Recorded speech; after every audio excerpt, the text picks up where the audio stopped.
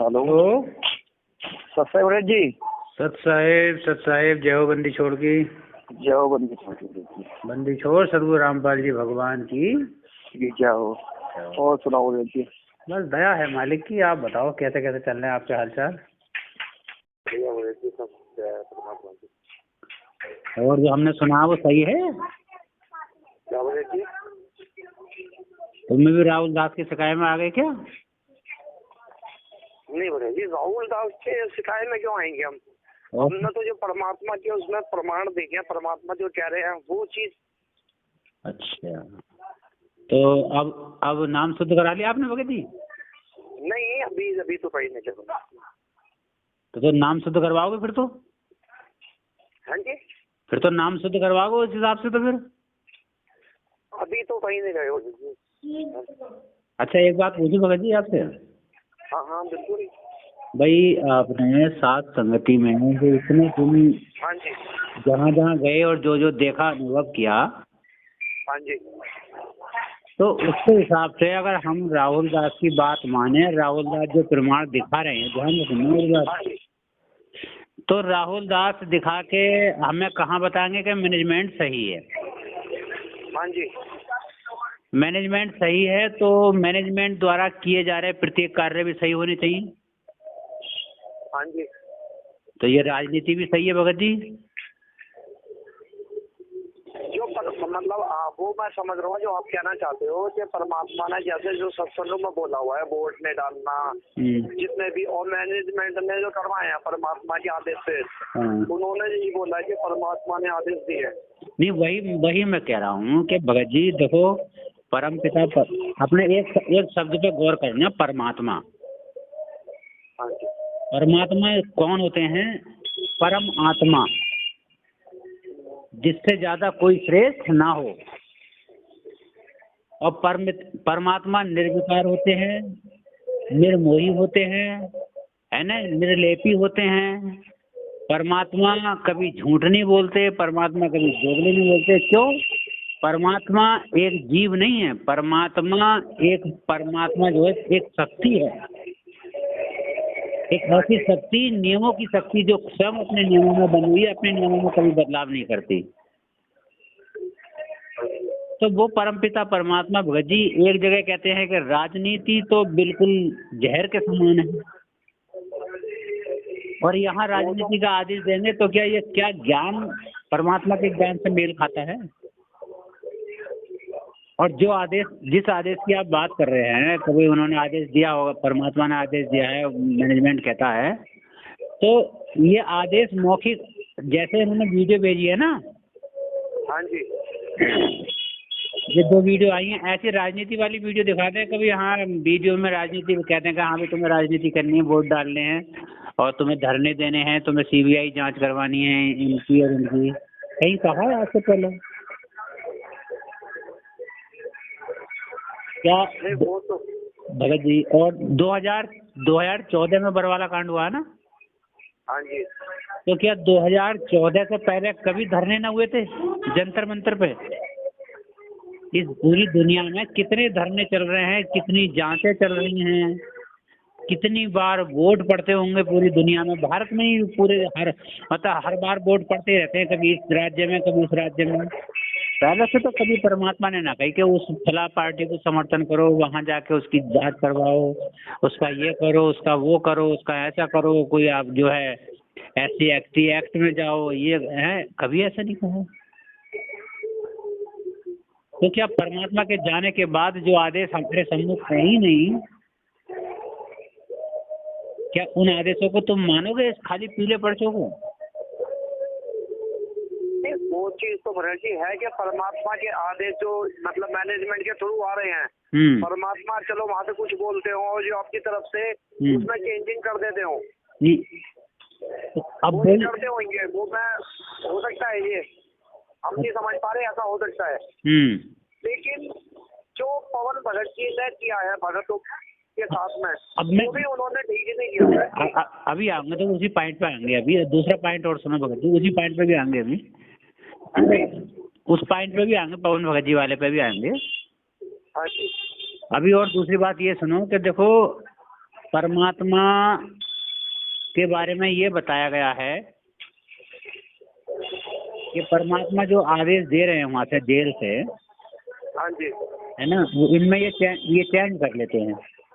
हाँ जी, तो क्या जो 27 साल से परमात्मा ने जो प्रवचन दिए हैं, जो सत्संग बोले हैं, हाँ जी, तो वो तो फिर उस हिसाब से फेल है।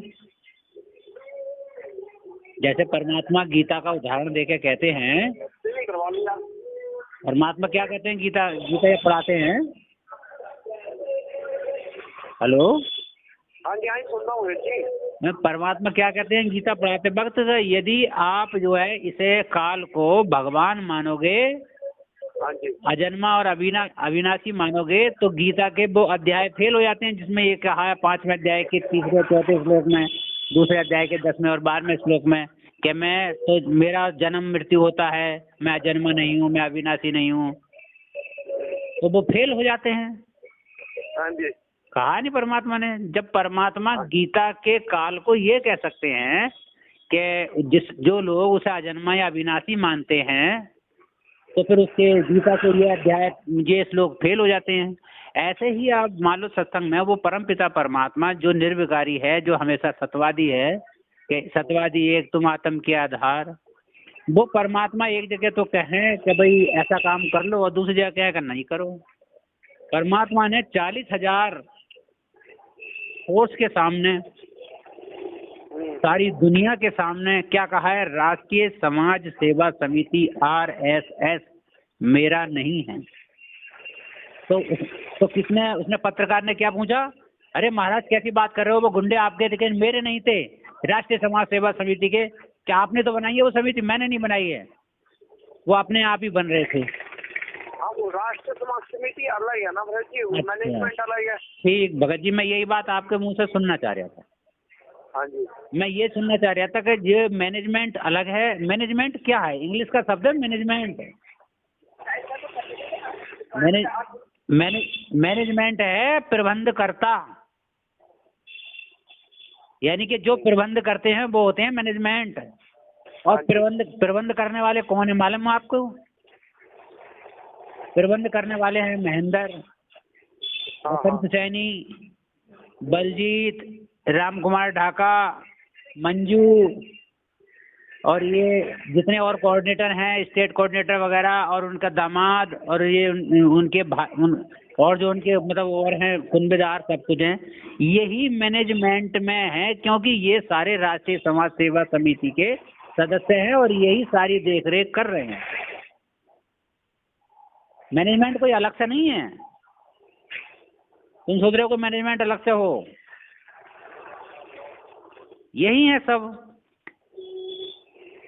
ना तो एक बात बताइए भगत जी, परमात्मा के रहते रहते कभी भी मैं परमात्मा के ट्रस्ट का नाम चेंज नहीं हुआ। बंदी चोर भक्ति मुक्ति ट्रस्ट को बदल के इन्होंने तो कबीर परमेश्वर भक्ति ट्रस्ट कर दिया। पहले से क्यों, पहले क्यों नहीं चेंज हुआ बताइए? वो तो मुझे भी नहीं पता। जैसे उदाहरण के तौर पे जब कांग्रेस सरकार थी तो इलाहाबाद को इलाहाबाद कहते थे। अच्छा। और आज भाजपा आ गई तो इलाहाबाद को प्रयागराज का नाम दे दिया गया। वो तो वहाँ के लोग और वो स्थान तो वही रहेगा, लेकिन इन्हें नाम बदलने की क्या आवश्यकता थी इन लोगों को, राजनीतिज्ञों को? ऐसे इन्होंने कमेटी का नाम बदल दिया। और उसमें आपने एक बात का ध्यान किया, जहाँ उस कमेटी में जो फोटो लगता है, हाँ जी, जब कमेटी चेंज होती है तो एक ग्रुपिंग फोटो लगता है। अच्छा। जो पहली वाली जो गुरुजी के नाम समिति थी उसमें गुरुजी बीच में खड़े हैं। हाँ, वो फोटो को कटिंग करके उन्होंने अलग साइड में कराया, महेंद्र को बीच में कराया। हाँ, तो उसमें वो फोटो कटिंग करने वाले आप तो है नहीं ना, मैं हूँ। वो कौन है फिर? वो मैनेजमेंट है या राष्ट्रीय समाज सेवा समिति के हैं? जब राष्ट्रीय समाज सेवा समिति गुरुजी की नहीं है और आप कह रहे हो कि वो मैनेजमेंट अलग है समिति अलग है, तो ये मैनेजमेंट वाले, वो समिति वाले तो करेंगे नहीं आपके अनुसार, वो अलग बता रहे हो आप, तो फिर मैनेजमेंट वाले करेंगे इस काम को क्यों जी? इस काम को मैनेजमेंट वाले तो करेंगे फिर। जो अगर वही देख रेख कर रहे हैं तो यही करेंगे सब। अच्छा, गुरुजी के नकली साइन बनाने की इन्हें क्या आवश्यकता पड़ गई वो आश्रम की जमीन हड़पने के लिए? गुरुजी के जो पैन कार्ड पर साइन बने हुआ, मैं नौकरी करता हूँ, मेरे साइन बैंक में, पैन कार्ड में, मेरे सारी सरकारी दस्तावेज में एक जैसे साइन है। अगर एक जैसे नहीं होंगे तो मेरा काम ही नहीं बन पाएगा, मेरा फार्म कैंसिल हो जाएगा। अगर मैं कोई अप्लाई करूँगा, मेरा अगर मैं कोई ड्राफ्ट भरता हूँ या चेक भरता हूँ तो मेरा चेक कैंसिल हो जाएगा, क्योंकि मेरा आधार कार्ड से सब कुछ लिंक है और आधार कार्ड के साइन मेरे हर जगह मान्य होंगे। तो गुरुजी के आधार कार्ड के साइन आधार कार्ड पे कुछ और है, और जिसमें उन्होंने जो फर्जी दस्तावेज वो साइन करके जो ट्रस्ट चेंज किया उसको कुछ और है। ऐसा कैसे हो गया भगत जी? वो आपने तो करे ना होंगे, ना मैंने करे हैं। और आप बता रहे हो कि राष्ट्रीय समाज सेवा समिति अलग है, तो फिर मैनेजमेंट ने करे होंगे ना?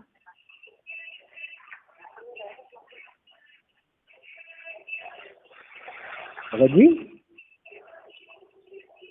हाँ जी, हाँ जी। करे होंगे ना मैनेजमेंट ने? अगर समिति अलग है तो मैनेजमेंट ने करे होंगे। अच्छा, गुरुजी का राशन कार्ड तो गुरुजी ने चेंज करा था, वो तो किसी और ने नहीं करा? हाँ, वो तो परमात्मा ने पहले इसके 2013 में अलग बनवाया था अपना। हाँ, अपना अलग बनवाया बिल्कुल, उसमें ना पत्नी का नाम ना लड़के का नाम, स्वयं एक लिखा हुआ है। किसी का नाम नहीं दिया था, सिर्फ इसीलिए ही दिया था ना कि ये प्रॉपर्टी से इनको बिल्कुल अलग करना था। हाँ, मतलब इनको प्रॉपर्टी से अलग करना है या गुरुजी ने अपने आप को अलग किया, जैसा भी कर रहा होगा? अपने आप को अलग इसलिए करा है ना क्योंकि कल को ये इस चीज पे हक ना जमा सके। ठीक ठीक, तो आज किसका हक है उन पे? वो बात आपकी बिल्कुल सही है, क्योंकि परमात्मा ने इसलिए अलग कहा था क्योंकि इनके व्यवहार को देख के अपने आप को अलग कर लिया था। बिल्कुल ठीक, बहुत बहुत धन्यवाद भगत जी। अब ये बताइए, आप ही कह रहे हो कि इनके व्यवहार को देख के ऐसा करा परमात्मा ने, वो सबूत है परमात्मा का इनके व्यवहार को देख के। और वीडियो भी आपने सुना होगा जिसमें कह रहे हैं कि मैं खूब जानता हूँ कि मेरी पत्नी और मेरा बेटा मेरा कितना ख्याल रखते थे, मैं उनके नेचर से खूब परिचित हूँ। ये सत्संग भी परमात्मा ने बिल्कुल जग जाहिर किया है, और जिसका प्रमाण जो है वो है राशन कार्ड। तो आज उस वीडियो में परमात्मा एक तरफ ये कहेंगे कि मेरी पत्नी और मेरा भाई मेरा बेटा और उसके साथ ये ऐसा हो रहा है, और ये पवन दास। अच्छा, अब देखो एक मेन पॉइंट पे आओ। हाँ जी, अगर हम गुरुजी को परम पिता परमात्मा मान चुके हैं, तब की बात कर रहा हूँ मैं। हाँ जी, हाँ जी। तो भगत जी, आर्य समाजियों में और गुरु इधर आश्रमवादियों में आपस में झगड़ा चल रहा है ना? हाँ जी, 2006 में करौता कांड हुआ इसी झगड़े को लेकर। हाँ जी, हाँ जी। और 2014 में जो बरवाला कांड हो गया आर्य समाजियों का नाम लेकर। हाँ जी। तो आर्य समाजियों ने तो परमात्मा पे केसों पे केस मुझे केस लगवा रखी हैं। क्या गुरुजी के तरफ से आर्य समाजियों पे कोई एक आध केस है? नहीं, वहाँ से तो नहीं है यहाँ से। तो फिर क्या परमात्मा किसी पे केस करते हैं? परमात्मा तो किसी पे भी नहीं करता, इनके लिए सब एक समान है। जब परमात्मा किसी पे केस नहीं करते, क्या किसी के खिलाफ परमात्मा ने FIR करी है किसी आर्य समाजी के खिलाफ? नहीं। तो फिर परमात्मा ने क्या पवन दास के खिलाफ आप FIR कैसे कर दी? हाँ, वो तो परमात्मा के लिए तो सारे बच्चे हैं। वो बात आपकी सही है, ये तो सारा मैनेजमेंट नहीं है। फिर तो अब यह बताओ, गुरुजी का नाम लेके अभी आप कह रहे हो कि ये मैनेजमेंट ने करा है, कि FIR भी उन्होंने करी है, तो वीडियो में भी दिखा रहे हैं कि गुरुजी कह रहे हैं कि मैंने FIR करी है इसके नाम, लेटर में भी यही दिखा रहे हैं। तो क्या परमात्मा FIR कर सकते हैं? अब आप जगत में देख लो, जैसे शंकर जी का कोई भगत है। हाँ जी। और वो शंकर जी को मानता है तो शंकर जी भी प्रसन्न। कुछ दिनों बाद उसके मन में आती है कि मैं शंकर जी को नहीं मानता, और ना मान के वो विष्णु जी की पूजा करने लगा।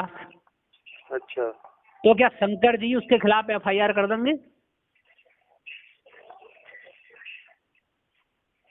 क्यों सर भगत जी? हाँ जी। शंकर जी उसके खिलाफ FIR कर देंगे कि फला भगत ने मुझे पूछ के मेरी आड़ में जो है मेरे भक्तों को लूट रहा है।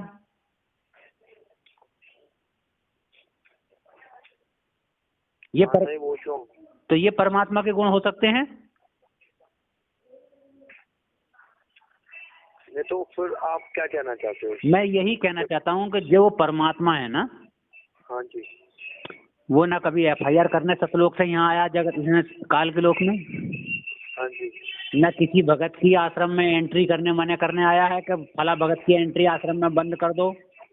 वो हमारे परमात्मा की तो सारे बच्चे दुनिया के मतलब सब एक समान है। कोई भी मतलब अगर परमात्मा का भेदभाव करेगा तो फिर वो परमात्मा किस बात का हुआ, और वो बच्चों को एक समान तो सीरियस समझना ही है ना उसको। तो मेरे भगत भाई मैं यही तो कहना चाह रहा हूँ, फिर ये क्यों परमात्मा का नाम लेके FIR कर रहे हैं, क्यों परमात्मा का नाम लेके जो है पीले पर्चे निकाल रहे हैं, क्यों परमात्मा के नाम पे ये 3 दिन का पाठ कर रहे हैं, 6 दिन का पाठ कर रहे हैं, आए दिन पाठ कर रहे हैं, जबकि परमात्मा ने स्वयं क्या रखा है सत्संग में। आप सुनिए, जब परमात्मा गांव-गांव सत्संग वो पाठ करने जाते थे घर घर, हाँ जी। तो परमात्मा कहते थे कि शुरू में जब पाठों की संख्या कम थी तो मैं घर घर पाठ करने जाता था। जब पाठों की संख्या की अधिकता हो गई तो क्या करते थे, पाठ प्रकाश वाले दिन परमात्मा जाते थे और पाठी वहाँ बैठ जाते थे, पाठ प्रकाश करवा के आ गए। उसके बाद जिस दिन भोग लगता था लास्ट का, हाँ चौथे दिन जाते थे। हाँ तीसरे दिन के लास्ट में, चौथे दिन नहीं, तीसरे दिन होता। हाँ भोग लगाने के लिए जब जाते हाँ, थे तो परमात्मा समापन करने जाते थे पाठ को। आज यहाँ कौन से परमात्मा आ रहे हैं पाठ प्रकाश करने के लिए और कौन सा समापन करने के लिए आ रहे हैं जो पाठ चला रहे हैं?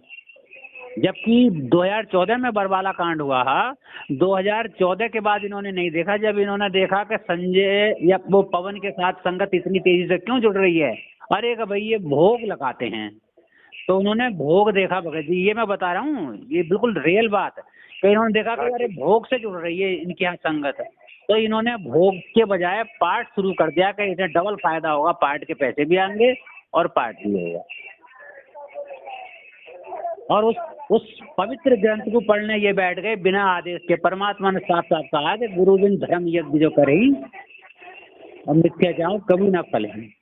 ये धर्म यज्ञ आ गया, जो पाठ वाला यज्ञ। यहाँ धर्म यज्ञ का मतलब एक चीज नहीं है, विशाल अर्थ है धर्म यज्ञ का।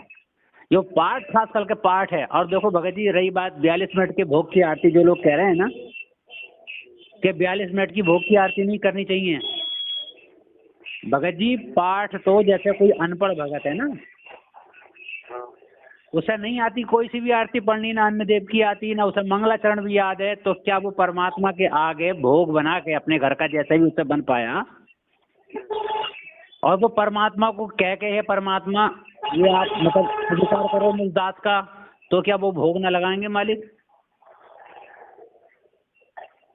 नहीं तो परमात्मा ने हमें अनदेव की आरती दी हुई है भगत जी, वो तो परमात्मा ने हमें वो दी हुई है ना अनदेव की आरती। वही कह रहे हैं पाठ। बिल्कुल बिल्कुल आप सही जगह जा रहे हो। अब यहीं सुनो, अब जब पाठ शुरू होता था आपने कोई पुरानी, आपने आश्रम से नाम लिया था या यहीं से सेंटर से? नहीं आश्रम से लिया था 2013 में। 2013 में, यानी कि तो तुम्हारे पास आश्रम की एक किताब होगी।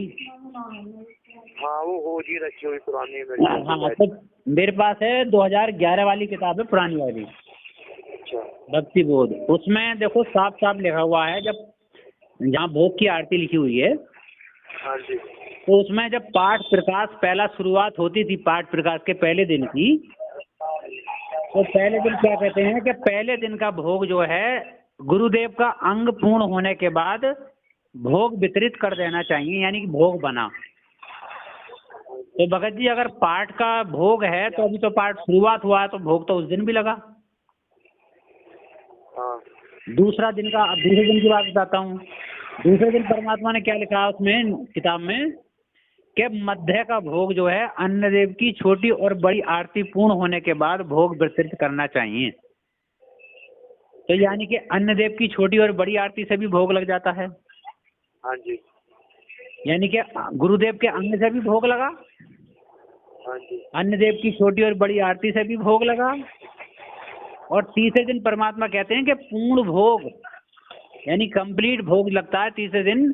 तो वो परमात्मा की साखी पूरी होने के बाद, साखी एक बहुत बड़ी शब्दावलियां हैं कि परमात्मा की साखी पूर्ण होने के बाद कंप्लीट भोग लगता है। और वो कंप्लीट भोग जो है 42 मिनट की भोग की आरती से लगता है। हाँ जी। तो भगत जी ये जो पाठ है, पाठ तो अलग चल रहा है, प्रकाश कर दिया उसका, पाठ का पाठ चल रहा है वो उधर। भोग हमारा पहले दिन भी लगा, भोग दूसरे दिन भी लगा और भोग तीसरे दिन भी लगा, उसका पाठ से क्या ताल्लुक? और भोग उस दिन भी लगता है जिस दिन पाठ नहीं चलते। तो ये तो ऐसा है भगत जी कि जैसे आपने 10, मान लीजिए जैसे परमात्मा कहते हैं कि हमने राम वो देखी महाभारत या रामायण देखी, पूरी रामायण देखोगे तब भी वही लाभ मिलेगा। और आपने परमात्मा ने उस रामायण को संक्षिप्त कर दिया, कैसे कि रावण मांगन गया चून ताते लंक बेही बेरून, लो हो गई पूरी रामायण। हाँ वो तो परमात्मा ने बताया हुआ है कि जितना भी उसमें एक एक सारी उस रामदेव की आरती में हाँ, सारी ग्रंथों का सार है। तो अब ऐसे ही तो अब जैसे परमात्मा ने सृष्टि रचना, जो कितनी बड़ी होती है सृष्टि रचना, कम से कम ना 4-5 कैसेटों में आएगी। हाँ जी। और परमात्मा ने एक शब्द में सृष्टि रचना सुना दी है, एक उसमें साखी में काय में कि गरीब अक्षर पुरुष एक पेड़ है, कबीर अक्षर पुरुष एक पेड़ है, निरंजन बाकी डार, तीनों देवा शाखाएं और पात रूप संसार, लो हो गई पूरी सृष्टि रचना।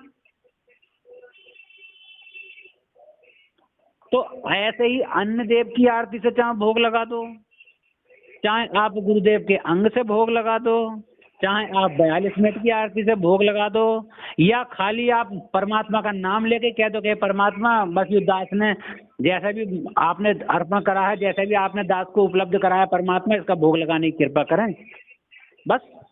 तो क्या ध्यान लगेगा? तो परमात्मा का आदेश तो हमारे लिए वो है ना, अंतिम की आरती का, वो आदेश, पाठ आस्था वो आदेश जो है वो आदेश नहीं है भगत जी, वो आदेश नहीं है, वो एक नियम है। अच्छा ये बताओ, आपने रास्ते में कुछ लेके खा लिया, हाँ जी, अन्य देव की आरती पढ़ी आपने? वो मैं समझ रहा हूँ, हम नहीं कई बार नहीं पढ़ पाते हमेशा। नहीं क्यों? फिर वही तो परमात्मा ने ये कहा है कि जो परमात्मा को बिना अर्पण किए जो भोग लगाते हैं यानी कि खाते हैं, पाप का भोजन खाते हैं। तो फिर हम तो रास्ते में जो कुछ खा लेते हैं, मूंगफली ले ली या कुछ कुछ भी, हाँ वो पाप का भोजन हो गया, अगर उसको परमात्मा को भोग लगा के नहीं खा रहे तो ये तो हो गया वो पाप का भोजन। हाँ जी। इसे फिर पाप का भोजन कैसे ना हो, क्या करना चाहिए? तो परमात्मा ने ये बोला हुआ ना उसके बाद, अन्नदेव की आरती अगर कुछ भी खा रहे हो तो आप परमात्मा को पहले अन्नदेव की आरती करो। नहीं सुनो, तो अन्न देव की आरती तो परमात्मा ने ये निर्देश दे रखा है उसमें किताब में कि जब भी आप भोजन करेंगे हाँ जी। तो भोजन में एक टोकरा अलग निकाल के उस पर जो भी भोज्य पदार्थ है उस पर रख के और ये वचन उच्चारण करेंगे। हाँ जी। तो परमात्मा ने तो ये तो नहीं कहा कि आप मूंगफली खा रहे हैं या कहीं समोसा खा रहे हैं तब भी करें, ये तो नहीं बोला। आज ये तो नहीं बोला क्या? फिर तो वही वाली बात हो गई कि जब परमात्मा सत्संग सुनाते हैं तो एक पोता अपने दादा से कह रहा है कि दादा हुक्का क्यों पी रहे हो, सिगरेट क्यों पी रहे हो? तो क्या बात हो गई भाई कि गुरुजी ने तो तम्बाकू को मना करा है। अरे क्या वो तम्बाकू नहीं, वो तो हुक्का को मना करा है, वो तो सिगरेट को मना थोड़ा करा। ये तो वही वाली बात हो गई कि गुरुजी ने तो आदेश अन्नदेव की छोटी और बड़ी आरती का खाते वक्त बोला है, जब हम खाना खाते हैं। तो इसका मतलब हम रास्ते में जो खा रहे हैं वो तो उसमें तो हमने कुछ नहीं पढ़ा। तो वहाँ हम क्या विकल्प निकालते हैं भगत जी? वहाँ परमात्मा कहते हैं कि परमात्मा जो भी काम करे सबसे प्रथम परमात्मा को रखे, कहते हैं मालिक। हाँ। क्या कहते हैं परमात्मा? नाम उठत नाम बैठत नाम सोबत जागवे, नाम खावत नाम पीवत नाम सेती लागवे। क्या आप रास्ते में कहीं कुछ कर रहे हैं तो जैसे मुसलमान क्या कहते हैं, अगर ठोकर लगे हाय अल्लाह, कोई बात हो गई हाय राम, हाय मैया, आती है ना, आती है, मुंह से निकलती है। हाँ जी। तो एक भगत का स्वभाव बन जाता है जब वो भक्ति मार्ग में आगे बढ़ता है, तो अगर वो कुछ भी चीज का सेवन करता है रास्ते में तो वो पहले परमात्मा का नाम लेता है। परम पिता बंदी छोड़ सतगुरु रामपाल जी बोलते हैं। परमात्मा तो याद करता ही है, जब भी क्या कुछ भी खाया, अन्नदेव की आरती नहीं पढ़ पाया था तो परमात्मा को याद करता है, परमात्मा की आरती। तो जब परमात्मा को याद कर लिया तो वो भोग लग गया ना, लग गया। हाँ जी, परमात्मा को तो याद करते ही है भगत जी, कुछ भी खाते हैं तो परमात्मा पहले आपको तो भगत जी भोग लगाने के कितने विकल्प हो गए? भोग लगाने का विकल्प ये कि हो गया खाली आप नाम लेकर भी भोग लगा सकते हो, खाली परमात्मा को याद करके भी भोग लगा सकते हो, अन्य देव की छोटी आरती से भी भोग लगा सकते हो, अन्य देव की बड़ी आरती से भी लगा सकते हो, अन्य और क्या मैं गुरुदेव के अंग से भी लगा सकते हो भोग, और साथी करके भी भोग लगा सकते हो। और खाली ये भी कहा है परमात्मा ने कि मंगलाचरण सब मंत्रों का मंत्र है, आप मंगलाचरण से प्रत्येक भोज्य पदार्थ शुद्ध हो जाता है, ये बोला है परमात्मा ने कि अगर कोई भोजन आप खा रहे हो, आप मंगलाचरण पढ़ लो तो उससे क्या अशुद्ध भोजन भी शुद्ध हो जाता है। अच्छा। परमात्मा ने कई जगह कहा है। तो इसका मतलब मंगलाचरण में कितनी पावर है।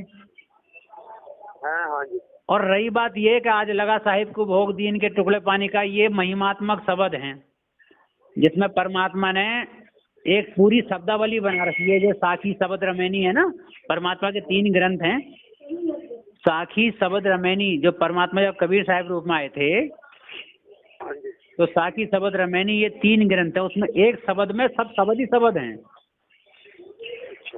तो वो शब्द आप कभी भी गा लो, कितने भी गा लो, वो तो महिमा है। मंगलाचरण पढ़ा, शब्द गा लिया, लेकिन लग गया मालिक को भोग, नाम ले लिया खाली, लग गया मालिक को भोग, गुरुदेव का अंग पढ़ लिया, लग गया भोग, अन्य देव की आरती पढ़ ली, लग गया भोग, बड़ी आरती कर ली, लग गया भोग। इससे क्या है भगत जी, जैसा गुड़ डालोगे वैसा मीठा होगा। परमात्मा क्या कहते हैं कि कोई जोत में 50 ग्राम घी डाल देता है तो उसकी भी जोत जगती है, ज्योति है उसका भी माना गया। और परमात्मा कहते हैं कि मन माना आप कटोरा भर दो, सुबह भी चले, शाम भी चले, दोपहर में भी चले,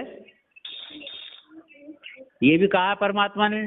तो क्या कहते हैं परमात्मा कि उससे ज्यादा रिटर्न होगा, जिसने लगाया है लाभ उसे भी मिलेगा, और लिखने जिसने ऐसी लगा दी कि सुबह भी चल रही है, दोपहर भी चल रही है, शाम, तो उससे फीडबैक ज्यादा मिलेगा। जैसे परमात्मा कहते हैं ना कि जैसे आप जो है पूरे दिन में अगर 3 घंटे भी भक्ति कर लोगे तब भी आपके पार होने में सुनते नहीं है। एक जगह 24 मिनट की भी कहा है कि 24 मिनट भी कर लोगे तब भी आप पार हो जाओगे, और अगर ज्यादा कर लोगे तो मेरिट में आओगे, ये भी कहा परमात्मा। जितनी पढ़ाई कर लो जो अच्छे नंबरों से पास हो जाओगे। तो यही तो कहा। तो ऐसे ही भगत जी आप चाहे भोग अन्य देव का चाहे छोटी आरती से लगा दो, बड़ी से लगा दो, गुरुदेव के अंग से लगा दो, मंगलाचरण से लगा दो, खाली गुरु जी को याद करके लगा दो, या 42 मिनट की से लगा दो, लाभ सबसे मिलेगा। जो बड़ा लगाएगा उसे वैरायटी में आएगा, वो बेनिफिट में आएगा, मेरिट में आएगा। तभी तो 80-20 का पॉइंट बनेगा, 80 और 20% की भक्ति बनेगी। ज्यादा से ज्यादा समय करोगे, ज्यादा से ज्यादा खुश करोगे परमात्मा को। अब बताओ, जैसे सबरी ने बेर खिलाए, हाँ वो तो भगत जी वो तो पता है, वो तो झूठे खिलाए थे, छक छक के खिलाए थे सारे। तो उसका झूठ का उसके बेर को खाने का कोई भाव था? वो जो बेर खा रही थी, हाँ जी, उसका उद्देश्य भगत जी ये नहीं था कि मैं बेर को झूठा करूं। नहीं, उसका उद्देश्य ये था कि अपने परमात्मा को मीठा खिलाऊं, कड़वा ना हो, जिससे उनका मुंह मतलब थोड़ा ऐसा हो जाए। बताइए, मीठा चट चट के खिलाए थे परमात्मा। तो अब ये सोच के खिलाए थे। अब देखने वाला तो ये देखेगा कि तो पहले खुद खा रही है बाद में परमात्मा को खिला रही है। हाँ वो तो सोच सकता है सामने वाला, लेकिन उसका मतलब ये नहीं था। उसका मतलब ये था कि अपने परमात्मा को खिलाऊं तो मीठा होना चाहिए, कड़वा नहीं होना चाहिए। बस भाव ही तो था उसका। ना भाव था, भाव उसके ये था। तो भगत जी ठीक इसी प्रकार से हम भगत भाई जितने भी हैं ना, हम परमात्मा के लिए जब 42 मिनट की भोग आरती पे खड़े होते हैं ना, तो हमारा भाव ये नहीं होता कि हम पाठ कर रहे हैं। पाठ नहीं कर रहे, पाठ कर रहे होते तो ग्रंथ पढ़ा जा रहा होता। वो तो परमात्मा, इन्होंने शुरुआत करी है, किसी सत्सेवक ने नहीं करी है, इन्होंने करा परमात्मा के लिए, वो बिना आदेश के पाठ शुरू करा है। हमारा उद्देश्य कुछ नहीं है, हमारे भाव हैं परमात्मा को वो भोज्य पदार्थ अर्पण करने के, जो परमात्मा ने हम दीनों को दिए हैं, हम उन्हें खिलाकर उस दिन हम ज्यादा से ज्यादा परमात्मा की महिमा गाने की कोशिश करते हैं। यही भोग है, और अन्यथा कोई भोग नहीं। घर पे भी लगाते हैं भोग। और सबसे बड़ा भोग के बारे में तुम्हें पता है कुछ? हाँ जी, परमात्मा ने सबसे बड़ा भोग क्या बताया? सबसे बड़ा भोग कौन सा? अगर कभी सुना हो ऐसा भोग जो सारे भोगों का भोग है। सुना नहीं सुना ना? नहीं। परमात्मा ने बहुत जोर देकर कहते हैं, कई बार कहते हैं, और एक जगह तो सत्संग में परमात्मा ने ये भी कहा है कि मैं बार बार इसको यूँ कहना नहीं चाहता कि जगत ये समझेगा कि ये तो बार बार दान के लिए कह रहे हैं, लेकिन मेरा कहना जरूरी है यहाँ, क्योंकि इसके बिना बात बनेगी नहीं। अब वो है सबसे बड़ा भोग दशमांश। अच्छा अच्छा अच्छा। अब पूछो कैसे भगत जी? देखो, मालिक कहते हैं कि 10वां अंश गुरु को दीजिए, जीवन जन्म सफल कीजिए, यानी जीवन भी सफल होगा और जन्म भी सफल होगा। हाँ। कैसे सफल होगा? परमात्मा ने वैसे बोला था कि जब हम अंदर से आते हैं तो ज्यादा देने की बोलते हैं पहले। ना ना ना भगत जी, इसका उद्देश्य ये नहीं है। अब ध्यान, यही तो वाणियों का रहस्य है। परमात्मा इसमें यहाँ क्या कहते हैं कि जैसे आपने जो भी कमाई की, जिस भी स्रोत से, मान लीजिए आपने कोई काम कर रहे हो। 10 मिनट बात करते हैं, सेब बनवाना आया था, दुकान पे बैठा था। हेलो, सेब बनवा रहा था, 10 मिनट बात करते हैं। चलिए मैं 2 मिनट लूंगा, ये लास्ट कर दूंगा इसके बाद। ठीक है भाई। हाँ, तो जैसे भोग में परमात्मा, जैसे मान लीजिए आप जहाँ से भी कमाई कर रहे हैं भाई, जिस भी स्रोत से आप जो है कमाई कर रहे हैं, अपने घर में कमा के ला रहे हैं, हाँ हाँ, तो आपको खूब पता है कि मेरे घर में जो पैसा आता है वो इसके अलावा और कहीं से नहीं आ रहा। तो उस स्रोत, उस कमाए हुए पैसे में सबसे पहले आपने 10वां अंश निकाल दिया। हाँ जी। और 10वां अंश निकाल के, जैसे 100 रुपये कमाए, 10 रुपये निकाल के अलग रख दिए, 90 रुपये से आपने घर की आवश्यकताओं की पूर्ति करी, हाँ जी, जो भी जरूरी आवश्यकताएं हैं। हाँ जी। अब उस 90% से ही तो आप घी लेकर आओगे घर में, दाल चावल आटा दाल सब लेकर आओगे। हाँ जी। और रास्ते में कहीं जाओगे तो मूंगफली वगैरह, सब्जी वगैरह, जो भी तुम्हारा खाने को मन कर रहा है, टॉफी है, जो कुछ भी XYZ तुम खाओगे, उस 90% के पैसे से तो खाओगे। हाँ जी। तो आपने तो भगत जी भोग पहले ही लगा दिया। समझ गया वो बात। तो जो इस भोग को नहीं लगाता है ना, उसके सारे भोग बेकार हैं। जो कोई कोशिश करे कि हम जो सारा भोग लगाते हैं बढ़िया से बढ़िया पकवानों का भी, और 10वां अंश निकालता नहीं है, उसके सारे भोग खराब हैं। हाँ जी, क्योंकि साफ साफ है, जो 10वां अंश जो नहीं देता वो तो चोर है परमात्मा का। तो भगत जी भोग यही नहीं है खाली का ऐसा नहीं करेंगे हम 42 मिनट की क्यों लगाएं, परमात्मा ने आदेश न दिया। परमात्मा तो ये भी आदेश न दिया है कि आप जो है खाली नाम से कर लो। परमात्मा ने, ये तो सत्संगों से पता चलता है भगत जी कि परमात्मा कहाँ क्या कह रहे हैं।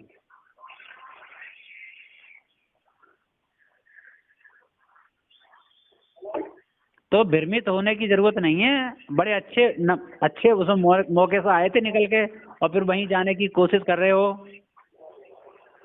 हाँ, जेल से जो परमात्मा बोल रहे हैं, जेल से, हाँ, वो मतलब कि मेरे आदेश से सब कुछ हो रहा है, वो प्रमाण भी दिखा रहे हैं, वो क्या है? जेल से परमात्मा बोल रहे हैं। और जेल की कितने मिनट की वीडियो भगत जी?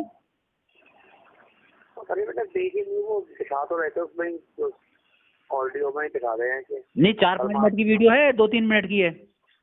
हाँ, इतनी होगी। और परमात्मा 27 साल में 3-3 घंटे के सत्संग कर रहे हैं। जरा लगाइयो, एक दिन में 3 घंटे सुबह, 3 घंटे शाम, 27 साल में कितने घंटे के सत्संग हो गए?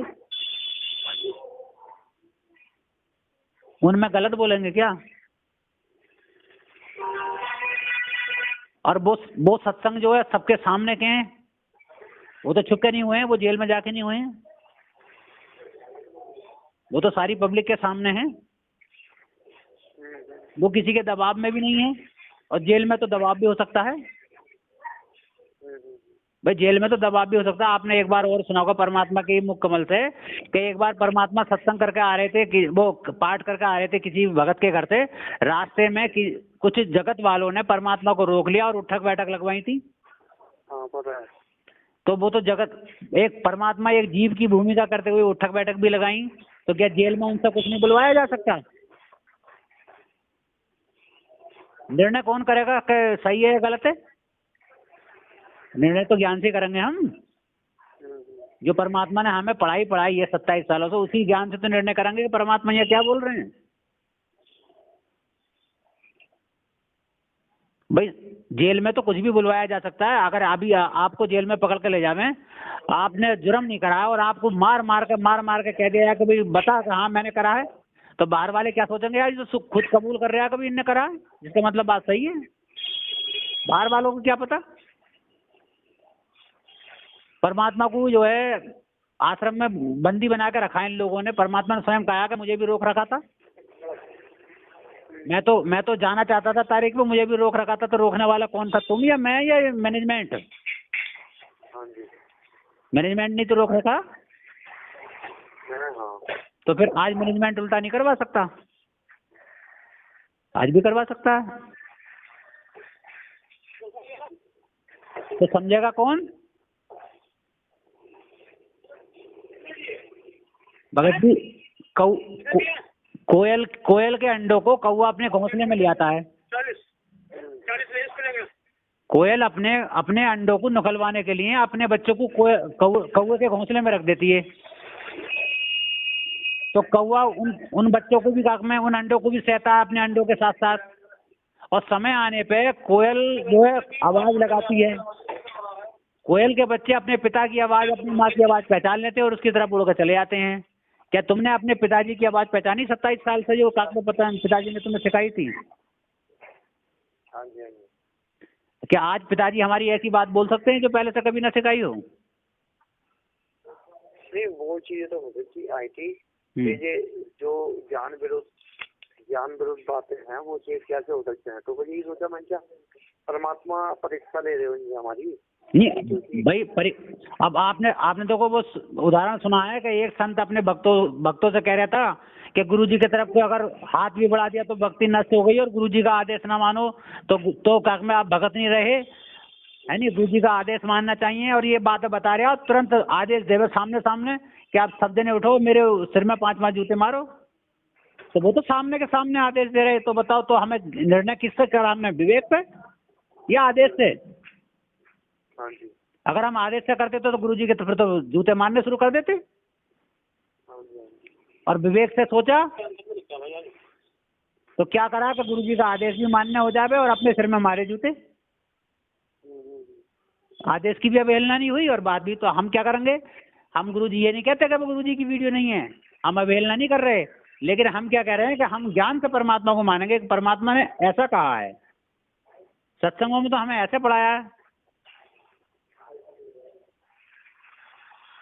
भैया जी, ज्ञान के अंदर तत्व ज्ञान छुपा है। ये मत देखो कल को कोई और राहुल दास खड़ा हो जाएगा, कल को परसों को कोई और राहुल दास खड़ा होगा, तो किस की बात मानोगे? वो तो वही बात हो जाएगी कि ज्ञान संपूर्ण हुआ नहीं और हृदय नहीं छिदाया।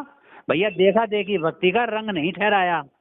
भगत जी, विवेकी बनो, पारखी बनो, खुद चेक करने की कोशिश करो, तब तुम्हें कोई डिगा नहीं सकता। अभी परमात्मा ने कहा कि तुम्हें ब्रह्मा विष्णु महेश तक नहीं डिगा सकते, तो एक जरा से राहुल ने डिगा दिया। और ये डिगा के हमें भेजना कहाँ चाहते हैं? मैनेजमेंट पे। उस मैनेजमेंट पे जो हमसे राजनीति करवाएगा, जो हमसे ये कहेगा कि गुरुजी की किताब में ये गुरुजी को अज्ञानी कहो, गुरुजी का बोध दिवस मनाओ।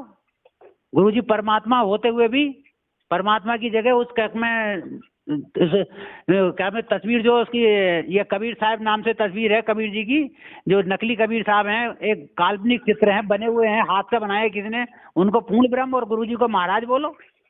यही तो करवाएगा फिर, क्योंकि मैनेजमेंट यही तो सब करता है। तो भगत जी कहाँ कहाँ कहाँ ठौर ठिकाना रहेगा? एक परमात्मा के होते हुए हम एक मिट्टी के नकली को सब पूर्ण ब्रह्म कहेंगे, अपने गुरुजी को महाराज कहेंगे। अरे शंकर जी अगर किसी भगत के सामने प्रकट हो जाए, शंकर जी का जो भगत हो, और उन्हें शंकर भगवान न कहेगा, शंकर महाराज कहेंगे, तो वो सब गुस्सा आएगा, पेट में त्रिशूल गूंथ देगा शंकर जी। कहिए मुझे महाराज कह रहा है, आज भी अभी भी मुझे क्या पहचाना? और हम सारी सृष्टि के मालिक को तो क्या मैं महाराज, और तस्वीर को क्या मैं पूर्ण ब्रह्म, जो ना हमें सत्संग सुना सकती, ना हमें ज्ञान बता सकती, ना वो ओरिजिनल भी नहीं है, एक बनी हुई है चित्रकार के द्वारा।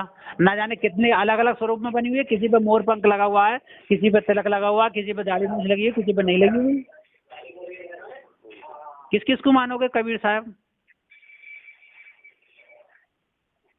यही तो पहचान करनी है भगत जी। ये भूल के गलती मत करो। कहते हैं सुबह का भूला शाम को घर आ जाए, तो भूला नहीं होता। अभी तो वो दिन भी न बीते हैं, अभी तो वो परिवर्तन का समय भी नहीं आया है। अगर ये इतने ही अच्छे होते भगत जी, तो सार नामी होके आपस में ऐसे कुत्तों की लड़ाई लड़ते पैसों की खातिर। जैसे हमारे मुरादाबाद में झगड़े हुए हैं, FIR हो गई, 80-80 हजार रुपये खर्च करवा दिए दूसरे के, एक को मारा जान के छोड़ा है, और दोनों ही सार नामी है। क्या देशराज को देख लो, ये सारनामी है जो इतनी गंदी गंदी गाली। अगर कोई भगत इनकी नजर में गलत कर भी रहा तो क्या उसकी माँ बहन की गाली देंगे इसे? परमात्मा ने कहा आप अब गाली एक उल्टा तो अनेक कहे, कभी न उलटी हो रही एक की एक।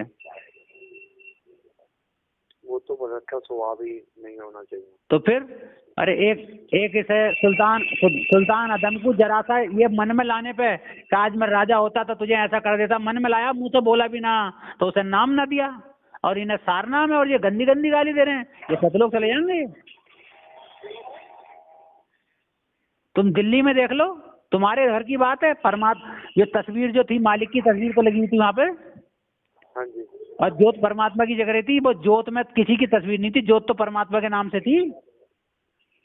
हाँ जी। वहीं सारनामी आए थे, लात घूंसे बजाए थे कितने है, परमात्मा की जोत भी गिरा दी। शर्म होनी चाहिए भगत जी इन लोगों को, और ऐसे लोगों की तरफ जो बढ़ेगा उसके कर्म खराब हो जाएंगे।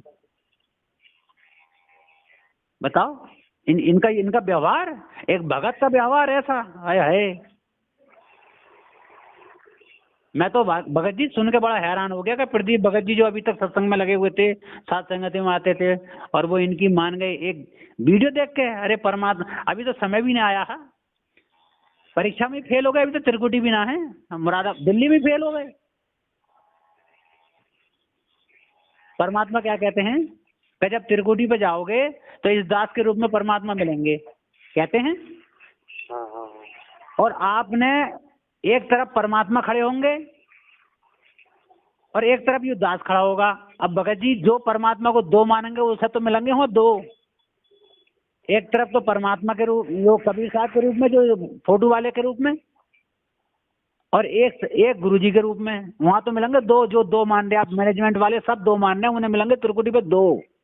हाँ जी, हाँ जी। और परमात्मा ने क्या कहा कि अगर तुमने उस भगवान की तरफ को झांक भी लिया तो तुम वहीं फेल हो जाओगे। वो तो उधर बोला है दाढ़ी मूंछ वाले की तरफ। हाँ वही तो कह रहा हूँ, झांक भी लिया तो फेल हो जाओगे दाढ़ी मूंछ वाले की तरफ। और भगत जी वहां तो परमात्मा झांकने तक वो इतनी बड़ी बात कह रहे हैं कि फेल हो जाएंगे, और यहाँ परमात्मा के सिर पे उस दाढ़ी मूंछ वाली तस्वीर को बैठा के उसे दंडवत प्रणाम करवावे ये लोग, और जय जयकार करवावे। तो यहाँ तो ये त्रिकुटी से पहले फेल हैं ये लोग। और जिस भगत ने एक मान लिया है, परमात्मा ने कहा कि त्रिकुटी भाई दास मिलेगा परमात्मा है नहीं, अब एक रूप में परमात्मा होंगे, तो हमें तो परमात्मा भी यही हैं और हमारे गुरुजी भी यही हैं, तो हमें तो यही मिलेंगे, दूसरा मिलेगा ही ना। हाँ जी, हाँ जी। क्योंकि हमारे तो मन में इनके अलावा दूसरी छवि है ही नहीं। हमने तो वो तस्वीर अपने दिमाग से भी निकाल दी, हमारे तो कभी ख्याल में भी नहीं आती वो तस्वीर। तो हमें तो यही परमात्मा मिलेंगे। परमात्मा ने साफ साफ कहा कि जैसी भावना तुम्हारी इस स्थूल शरीर में रहेगी गुरुजी के प्रति, ऐसी तुम्हारी सूक्ष्म शरीर में रहेगी, और सूक्ष्म शरीर में त्रिकुटी हो जाता है भगत। तो हमें तो परमात्मा ही दिखाई देंगे, वहां क्यों मिलेंगे हमें कबीर साहब? हमारे तो यही कबीर साहब हैं। तो भगत जी हम तो यहीं पास हैं, और ये यहीं फेल हो गए, त्रिकुटी कभी पहुंचे भी ना। और तुमसे यही रिहर्सल करवाई जाएंगी, उसमें आश्रम में जाओगे तो तुमसे यही रिहर्सल करवाई जाएंगी वहाँ भगत जी, जानबूझ कर मर्यादा खंड करवाई जाएंगी। तभी तो सारनामियों की मौत हो गई। वो तो हो गई। यही सोचा था कि इनके जितने भी, जैसे मान के चलो हमने जाके मतलब जो मैंने सोचा था आपको बताऊं, ये चलो भाई हमने जाके नाम शुद्धिकरण करा लिया। पहले तो मेरे मन में वो भी थी, जैसे और बहन भाई उठ के बोल रहे थे कि भाई नाम शुद्धिकरण कराने के लिए, तो मैंने क्या नाम शुद्धिकरण कराने की क्या जरूरत है, कि परमात्मा हमारे साथ है, हम परमात्मा से नहीं बड़ी माफी मांग लेंगे, हमसे गलती हुई है तो ठीक है। तो ये सोची थी। उसके बाद मैंने क्या, जो भी होगा हम परमात्मा के आदेश सिर्फ वही फॉलो करेंगे, जो भी मानेंगे जो ज्ञान आधार से होंगे। अगर जो ज्ञान आधार से नहीं होंगे वो मैं नहीं मानूंगा। एक चीज है, जो चीज सोची, किसी भाई ने मुझसे बोली कि परमात्मा सत्संग में ये भी कहते हैं कि परमात्मा ने अगर ये बोल दिया कि दिन में रात हो रही है और तारे निकल रहे हैं तो हमने उनसे सवाल जवाब नहीं करने। बिल्कुल मैं क्या वो तो बात बिल्कुल सही है, क्योंकि परमात्मा के आदेश को हमारा मानना बहुत जरूरी है। सही बात है। लेकिन फिर मैंने क्या कि परमात्मा ये बोल रहे हैं कि झाड़ों को ये वोट डाल दो और जब पैसा दिया है ये, तो वो अपनी सफाई पेश करने लगता है कि वो 11 जनों ने पैसे दिए हैं। आपने वीडियो तो देखी होगी मुझे जी पूरी? हाँ। देखिए दोनों तीनों 4 पार्ट बने हैं इनके। चारों पार्ट देखे मैंने, तो उसमें वो ये आदेश जो पैसों का है वो सारे भरतोड़ा नहीं है, 11 भरतों ने पैसे दिए हैं, वो भी परमात्मा से पूछ के दिए हैं। अच्छा। और अगर परमात्मा वोट भी डलवा रहे हैं तो वो परमात्मा जाने कि वो क्यों डलवा रहे हैं, वो क्यों आदेश दे रहे हैं। अच्छा, वो उनका काम है। वीडियो में कह रहे हैं परमात्मा का वोट डाल दो। मुझे तो पता नहीं भरत जी, मैंने तो नहीं सुनी वो वीडियो, लेकिन जैसे आदेश देते हैं कि परमात्मा ही आदेश दे रहे हैं, ये आदेश सारे परमात्मा के ही आ रहे हैं जेल से। अब मैं बताऊं आपको वोट वाली वीडियो। हाँ जी। परमात्मा ने एक जगह वीडियो में कहा है कि हमें राजा तो चुनना ही पड़ेगा। हाँ वो तो सुना है, सत्संग में सुना है भरत जी के राजा तो हमने चुनना ही पड़ेगा। हाँ, और तो हमें तो आप अपनी समझ से चुन लो। हाँ, और ये कहा है कि हमें वोट डालने से पहले ये देख लेना चाहिए कि हम जिसे वोट दे रहे हैं वो आदमी सही होना चाहिए। हाँ वो तो सत्संग में परमात्मा ने सत्संग में ही बोला हुआ है। तो अब देखो यहाँ सुनो भगत जी, परमात्मा के वचन सुनो कि यहाँ परमात्मा कह रहे हैं कि हमें वोट डालने से पहले यह देख लेना चाहिए कि सामने वाला सही हो। हाँ। तो भगत जी आपको बिल्कुल सही पता होना चाहिए कि राजनीति में जो जो खड़ा होता है सही है। सही तो कोई भी नहीं होता जी, पर परमात्मा ने ये भी बोला है अगर आपको वो नेता कोई पसंद नहीं आता वो मोटर है बटन है वो दबा दो। हाँ, परमात्मा ने फिर बाद में क्या कहा इसी सत्संग में, कह रहे हैं कि यदि आपको वोट में आपने वोट डाल दिया और यदि वो कोई गलती करता है पूरे 5 साल तक जो भी गलती करेगा उसका उसी देशों में पाप आपको भी लगेगा, आपको मिलेगा। हाँ वो तो बोल रही है परमात्मा। तो इसका संकेत क्या हो गया भगत जी? इस बात का संकेत ये हो गया कि वीडियो वो जो नेता तो कोई सही है ही नहीं, और नेता तो सही है, रेसों में पाप हमें मिलेगा क्योंकि वो पाप करेगा, तो फिर हमें वोट क्यों डालें जी? वो तो हमने ज्ञान आधार से सोचना है ना सर। हाँ, तो फिर और ये हमसे कह के क्या कह रहे हैं, इन्होंने क्या आदेश निकलवाया पीले पर्चे पे कि जो बीजेपी को वोट नहीं देगा उसका नाम खंड हो जाएगा। नहीं, नाम शुद्ध भी नहीं हो रहा था, नाम आज ही कुछ बोला था, नाम शुद्ध नहीं हो रहा है, नाम खंड हो जाएगा। तो ये आदेश मैनेजमेंट ने तो दिया सब कोऑर्डिनेटर सिस्टम को। हम वो तो है जी, वो तो बहुत सारे इनके हैं जो आदेश जान पे होते हैं, बिल्कुल जो बिल्कुल भी हृदय में समाते ही नहीं कि ये परमात्मा के आदेश हो सकते हैं। तो फिर भगत जी नाम परमात्मा का लेके ये दुकान न चला रहे हैं तो और क्या कर रहे हैं? इन्होंने 11 लाख रुपए का यशपाल मलिक को चंदा दिया, वो 11 लाख रुपए इन्होंने अपने घर से दिए थे या भक्तों के थे? अरे वो कह रहे थे 11 भक्त भाइयों ने परमात्मा से पूछ के दिए। भगत जी चंदा देने को परमात्मा ने बिल्कुल मना कर रखी है, यहाँ तक कह रखी है कि चंदा कि आप कहाँ कहाँ दे सकते हो, बाढ़ में दे सकते हो, भुखमरी में दे सकते हो, दरवाजे पे आए हुए भिखारी को नहीं दे सकते, आप रोटी खिला सकते हो। वो परमात्मा सत्यवादी परमात्मा एक तरफ तो कह रहा है कि आपको ऐसा नहीं करना है, आपके 100 रुपए से आपने मनमाना 100 रुपए दे दिया, उनने जाकर दारू पी ली तो उसका पाप आपको लगेगा। अब 11 लाख रुपए का पाप क्या उन 11 भक्तों को लगेगा? वो परमात्मा के भक्त नहीं है।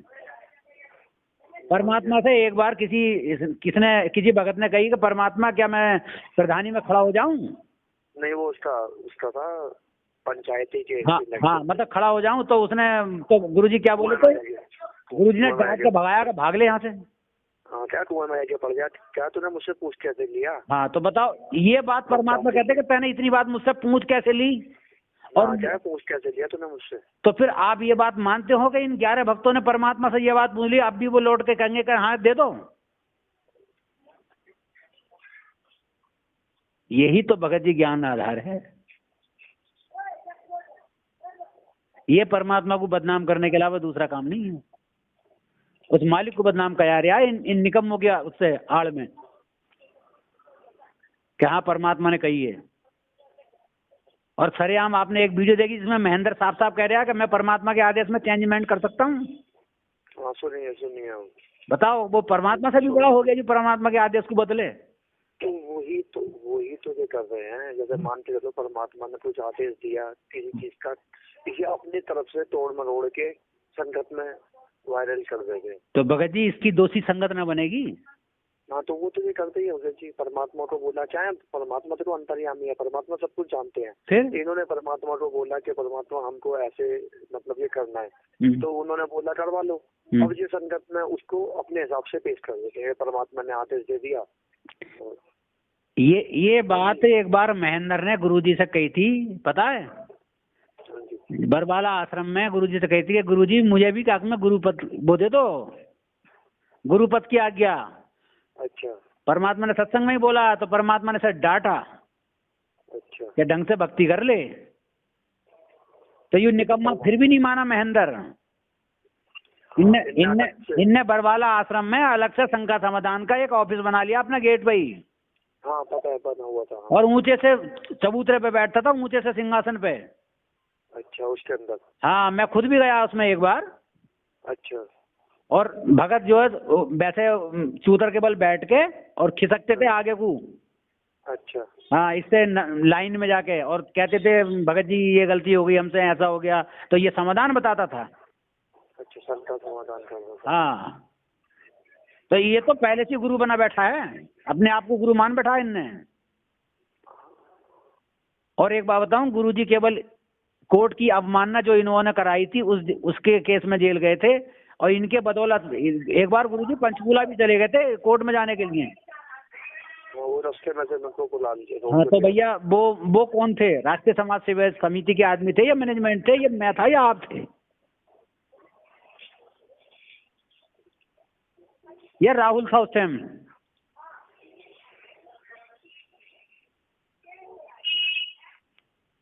यही निर्णय करना है भगत जी।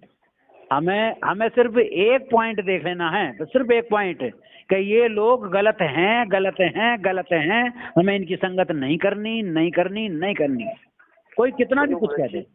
चलो बात मान जी, वो तो मैं मानता हूँ कि इन्होंने गलतियां बहुत करी है, बहुत ज्यादा गलतियां करी है और भगत समाज से करवा भी रहे हैं। लेकिन पवन भगत जी ने जो इनडायरेक्ट आदेश ठोके हैं और भगत भाइयों को ज्ञान मतलब आदेश ठोक के उनकी भक्ति मर्यादाएं तोड़वा दी। अच्छा एक भी बताओ आप, एक भी। जी अपनी मर्जी से आदेश कैसे दे सकते हो किसी चीज का? वही मैं कह रहा हूँ, कोई ऐसा एक भी आप बता दो जो बताया हो कि हाँ भाई पवन ने भक्तों की मर्यादा यहाँ खंडित करवाई, यहाँ ज्ञान विरुद्ध आदेश दिया। कोई एक भी बताओ ना। भाई साथ संगति काफी दिनों से करी आपने, एक आधा की बता दो। आप भक्ति विधि में जो चेंजिंग कर रहे हो, अपनी तरफ से आदेश दे रहे हो। भगत जी मेन पॉइंट, भक्ति विधि। परमात्मा की आपने सत्संग सुना होगा, इसी के ऊपर जो वायरल करते हैं कि हमें किसी भी भगत के बेकामी में नहीं आना, चाहे वो अपना भगत भाई क्यों ना हो। हाँ जी।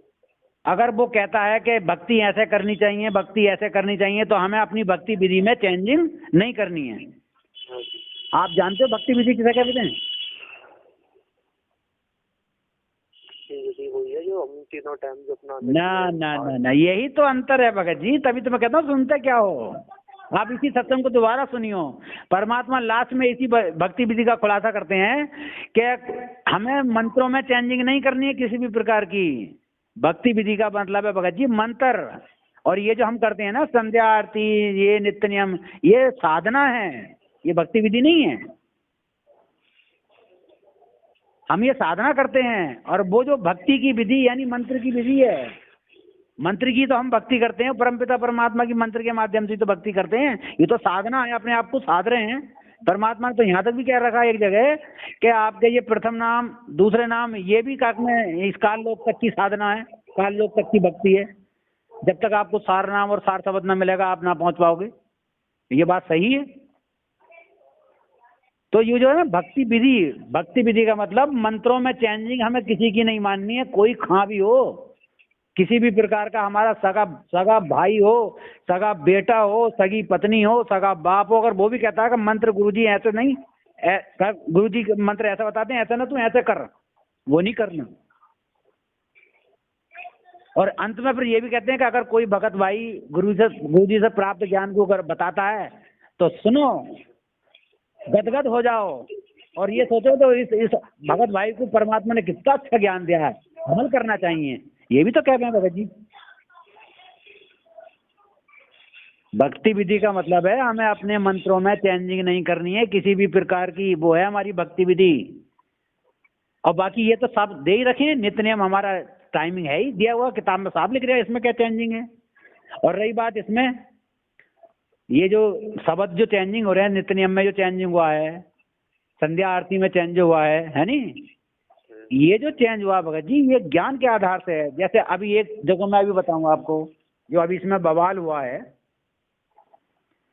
लास्ट में, इसमें एक जगह आती है ये संध्या आरती हम पढ़ते हैं, तो संध्या आरती में एक क्या आता है, लास्ट की बाणी है, सबसे लास्ट की, उसमें क्या लिखे हैं, रामपाल अज्ञान, ना ना वो लास्ट वाली तो है ही अज्ञान वाली, जो जिसपे अभी इन्होंने बवाल खड़ा करा ये वाला, ये तो ना ना ये कर जोड़ूं विनती करूं धरूं चरण पर शीश, है ना, सतगुरु दास गरीब हैं पूर्ण विश्वेश। अब आप जरा ये जो विनती है निकालिए जरा, कर जोड़ूं यानी हाथ जोड़ूं, कर माने हाथ, हाथ जोड़ूं और विनती करूं और धरूं चरण पर शीश, है ना, और सतगुरु दास गरीब हैं, सतगुरु गरीबदास जी हैं। तो भगत जी आप हाथ जोड़ रहे हो, इसमें हम कर जोड़ रहे हो, विनती कर रहे हो और चरण पर शीश धर रहे हो, किसके, अपने गुरुदेव के। तो अंत में कहते हैं कि सतगुरु दास गरीब हैं, आपके जो गुरुजी गरीबदास जी हैं, रामपाल जी हैं, गरीबदास जी थे, हाँ थे वो तो, अब तो हाँ वो थे, है नहीं थे और है, मैं तो बहुत तरह कहना। तो अब सतगुरु दास गरीबदास जी, सतगुरु रामपाल जी भगवान हैं पूर्ण विश्व बीस, यहाँ हम रामपाल जी भगवान कह सकते हैं।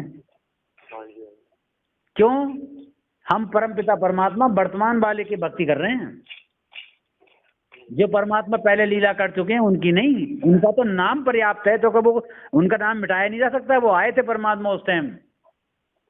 फिर आगे क्या कहते हैं कि नाम लिए से सब बड़े, नाम ले तो सब कुछ साथ हो जाए, तो सब बड़े, और रिंचक नहीं कसूर, इसमें रिंचक मात भी कसूर नहीं है मेरा, और गरीबदास के चरणों की सिर पर डालूं धूल, गरीबदास जी के सिर डालूं, सतगुरु रामपाल जी भगवान के चरणों की सिर पर डालूं धूल। ये विवेकी ज्ञान है भगत जी। अंत में परमात्मा शब्द गाते हैं वही वाला, तेरा रामपाल अज्ञान किया सतलोक का वासी। तो गुरुजी तो गा रहे हैं अपने गुरुदेव के लिए, हाँ हाँ वो तो तो हाँ, हम अपने गुरुदेव के लिए ना गाएंगे,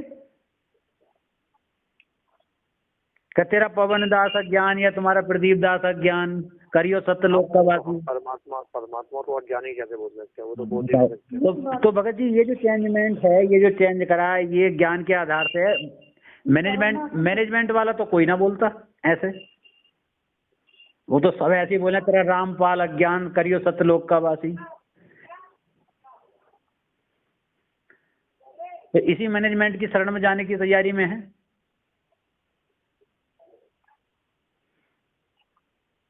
बताओ। नहीं मैंने बताया तो था जी कि वो तो सोचा ही नहीं था। और देखो भगत जी, सब पवन दास की सबसे बड़ी विशेषता बताऊं मैं आपको। हाँ जी। अगर आप विवेकी भगत होता ना तो पॉइंट में समझ जाओगे। हाँ जी। पवन दास ने वो काम कर दिया, किसकी रजा से? मैं पवन दास की बड़ाई नहीं करता, किसकी रजा से? उस मालिक की रजा से, मालिक की बुद्धि से।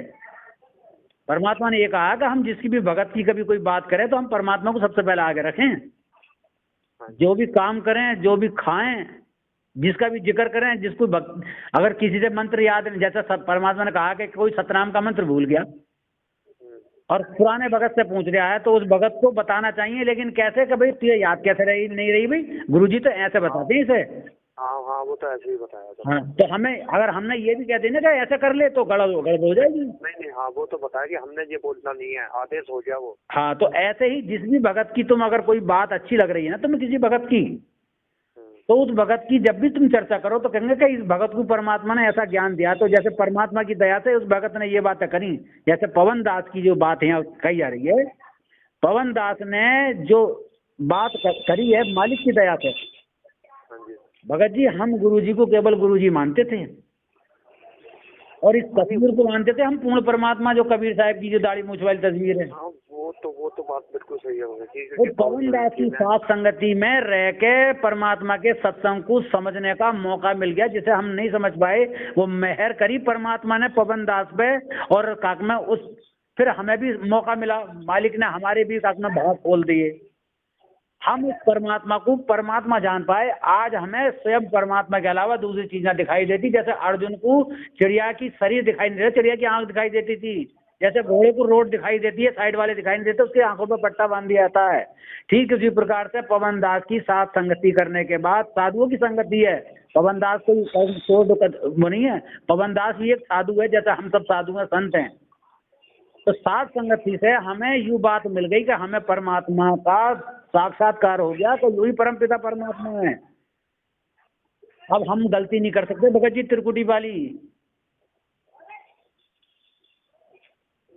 और फिर हमें भोग, हम बिना परमात्मा को अर्पण करे सब कुछ खा रहे थे भगत जी, सारा पाप खा रहे थे। आज परमात्मा ने ऐसी दया करी कि दसमान तो परमात्मा पहले से लेकर रहे मालिक की दया से, जो भोग की हमें काकमा और वरदान देते परमात्मा ने कि लो भोग का और माल खाओ। कि परमात्मा साफ खेवे हैं वाणी में, देते को हर देते हैं जिनने दिया है जहां तहां से आन, जिसने दिया ही नहीं यानी अनदेवा मांगत फिर साहिब सुने ना कान। और खैरायत में खैर है यानी बांटने में खैर है, चीजें आत्म पोष, बांटोगे ना तो तुम्हारे आत्म का कल्याण नहीं होगा। धर्मदास ने कब काक में 42 मिनट की भोग की आरती करी, उनने भंडारा करा, परमात्मा को आना पड़ गया।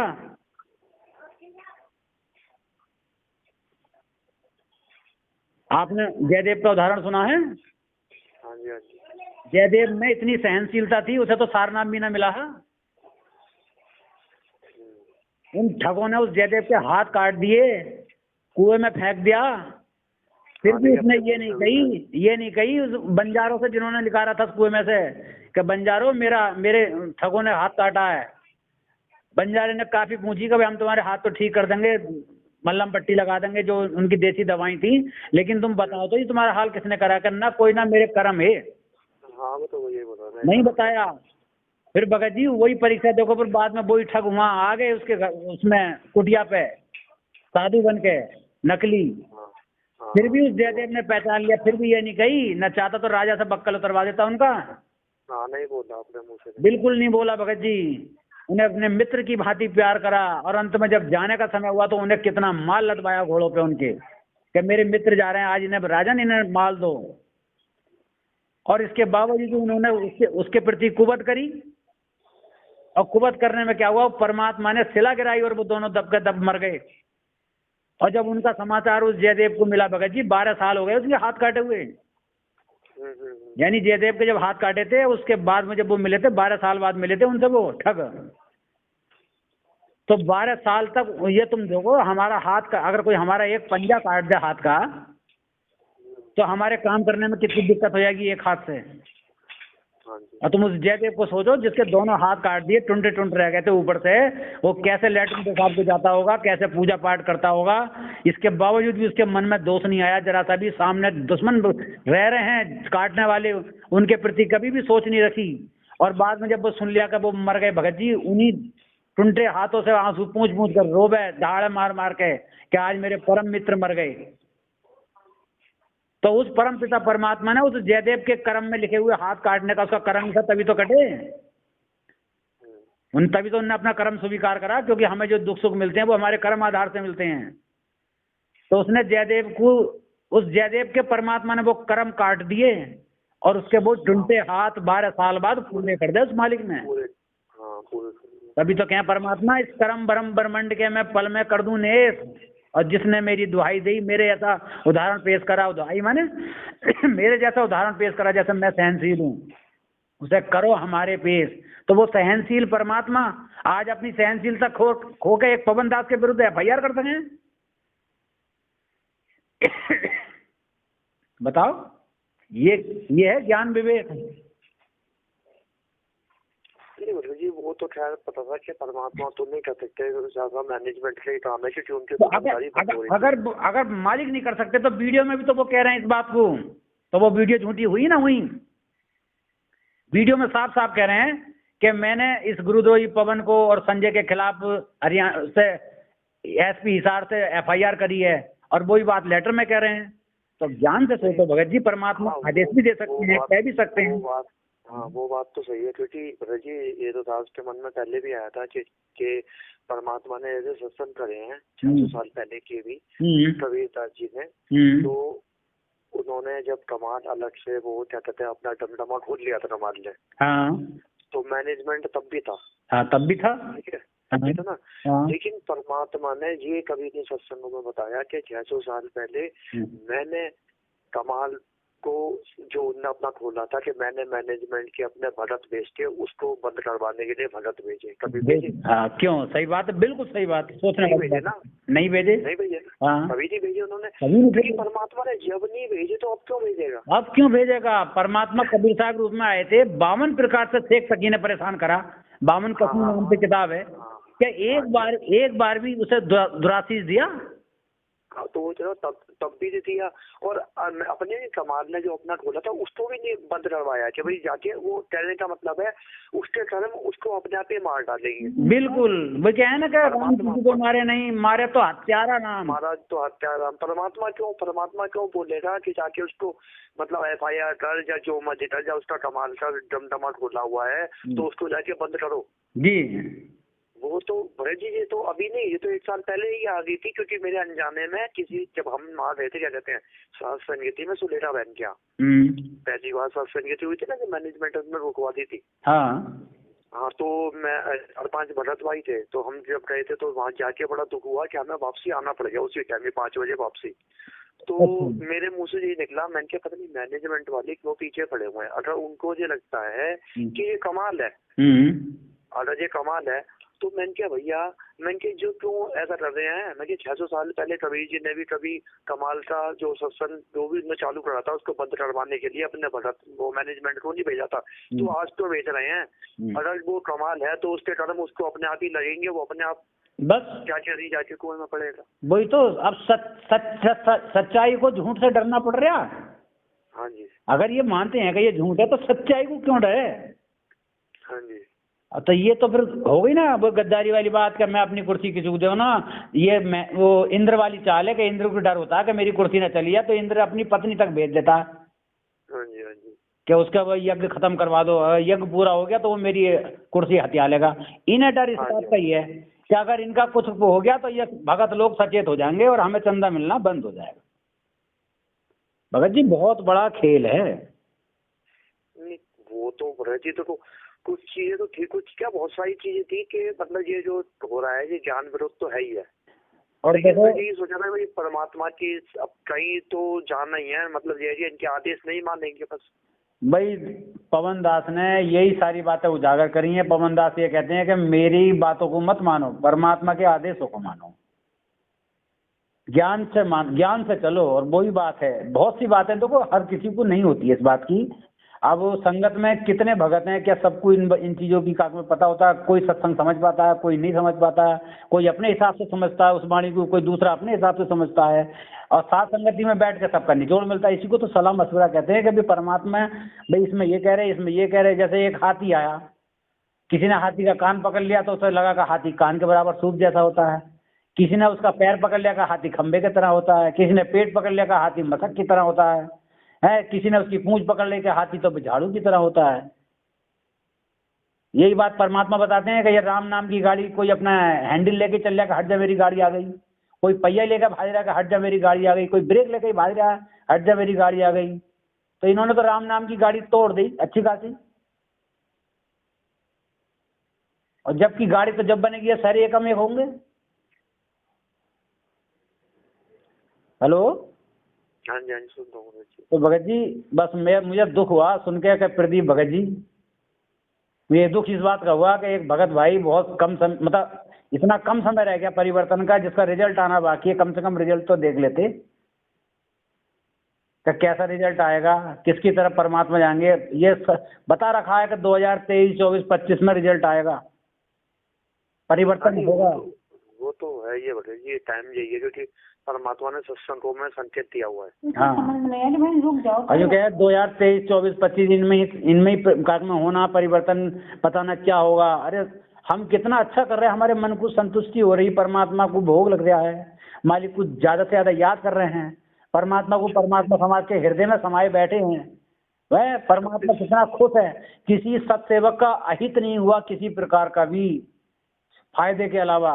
और इन सारनामियों को, इनके आए दिन एक्सीडेंटों में मौत हो रही है, फिर भी समझ जाना चाहिए।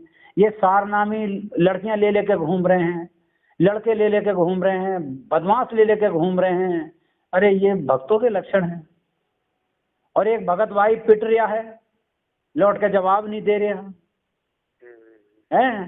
तो यही तो परमात्मा आवत गारी एक है उल्टा हो रहे, तो परमात्मा कह में कुछ कहिए मत चाह दो, कुछ भी कह उदाहरण दे मैं, जैसे पृथ्वी के उस पर बिस्टा करो, टट्टी फिरो, गड्ढा खोदो, वो कोई कसक नहीं करती, कोई लौट के जवाब नहीं देती। ये ऐसे भगत की रहनी करनी होनी चाहिए। आज इन्हीं के भाव हैं, पास है पूर्ण ब्रह्म दयाल, और मान बड़ाई ईर्ष्या बेअदबी सिरकाल। जो मान बड़ाई और ईर्ष्या और बेअदबी करते हैं, गाली गलौज करते हैं, उनके सिर पे तो काल होता है। अब एक चीज और आई थी जी आज ही सुनने में मुझे कि जैसे कुछ भगत रोहतक जा रहे हैं नाम शुद्ध कराने, तो वहाँ पर पूछा गया उनसे कि आप कहाँ से आए हो, तो उन्होंने बता दिया जी हम पवन से जुड़े हुए थे, सात संगति से जुड़े हुए थे। तो अब हमें जिस सब जो भी सामने हमारे आया और हम यहाँ पर शुद्ध कराने आ रहे नाम, तो उनसे पूछा कि आपने पवन को कितने पैसे दिए? तो उन्होंने बता दिया कि हमने इतने दिए हैं भाई सेवा के रूप में जैसे भी। तो उन्होंने बोला कि इतने पैसे आप यहाँ पर दोगे तब नाम शुद्ध होगा आपका। बताइए। तो ये बात आज ही मुझे पता लगी कि भगत ने बताई थी कि ऐसे ऐसे पूछ रहे हैं कि आप पता करो पहले क्या हम वहाँ पर जाएं शुद्धिकरण कराने, और वो ऐसे बोलते हैं। तो मैं क्या भगत झूठ भी तो बोल सकता है कि भाई हमने पैसे दिए ही नहीं। झूठ क्यों बोलेगा? झूठ तो बोले रहेंगे ना, उन्होंने पैसे दिए तो वो झूठ क्यों बोलेगा? मैंने क्या वो तो बात सही है, मजीद तो धंधा कर रहे हैं। मैंने क्या ये क्या बात हुई कि वहाँ नगर मान के 50,000 दिए, लाख दिए, जो भी दिया उनने, और वो यहाँ पर भी बता रहे यहाँ पर उतने दो वापसी जब तुम्हारा नाम शुद्ध होगा। तो ये तो कब हो गया बिजनेस, हो गया पैसे के भूखे।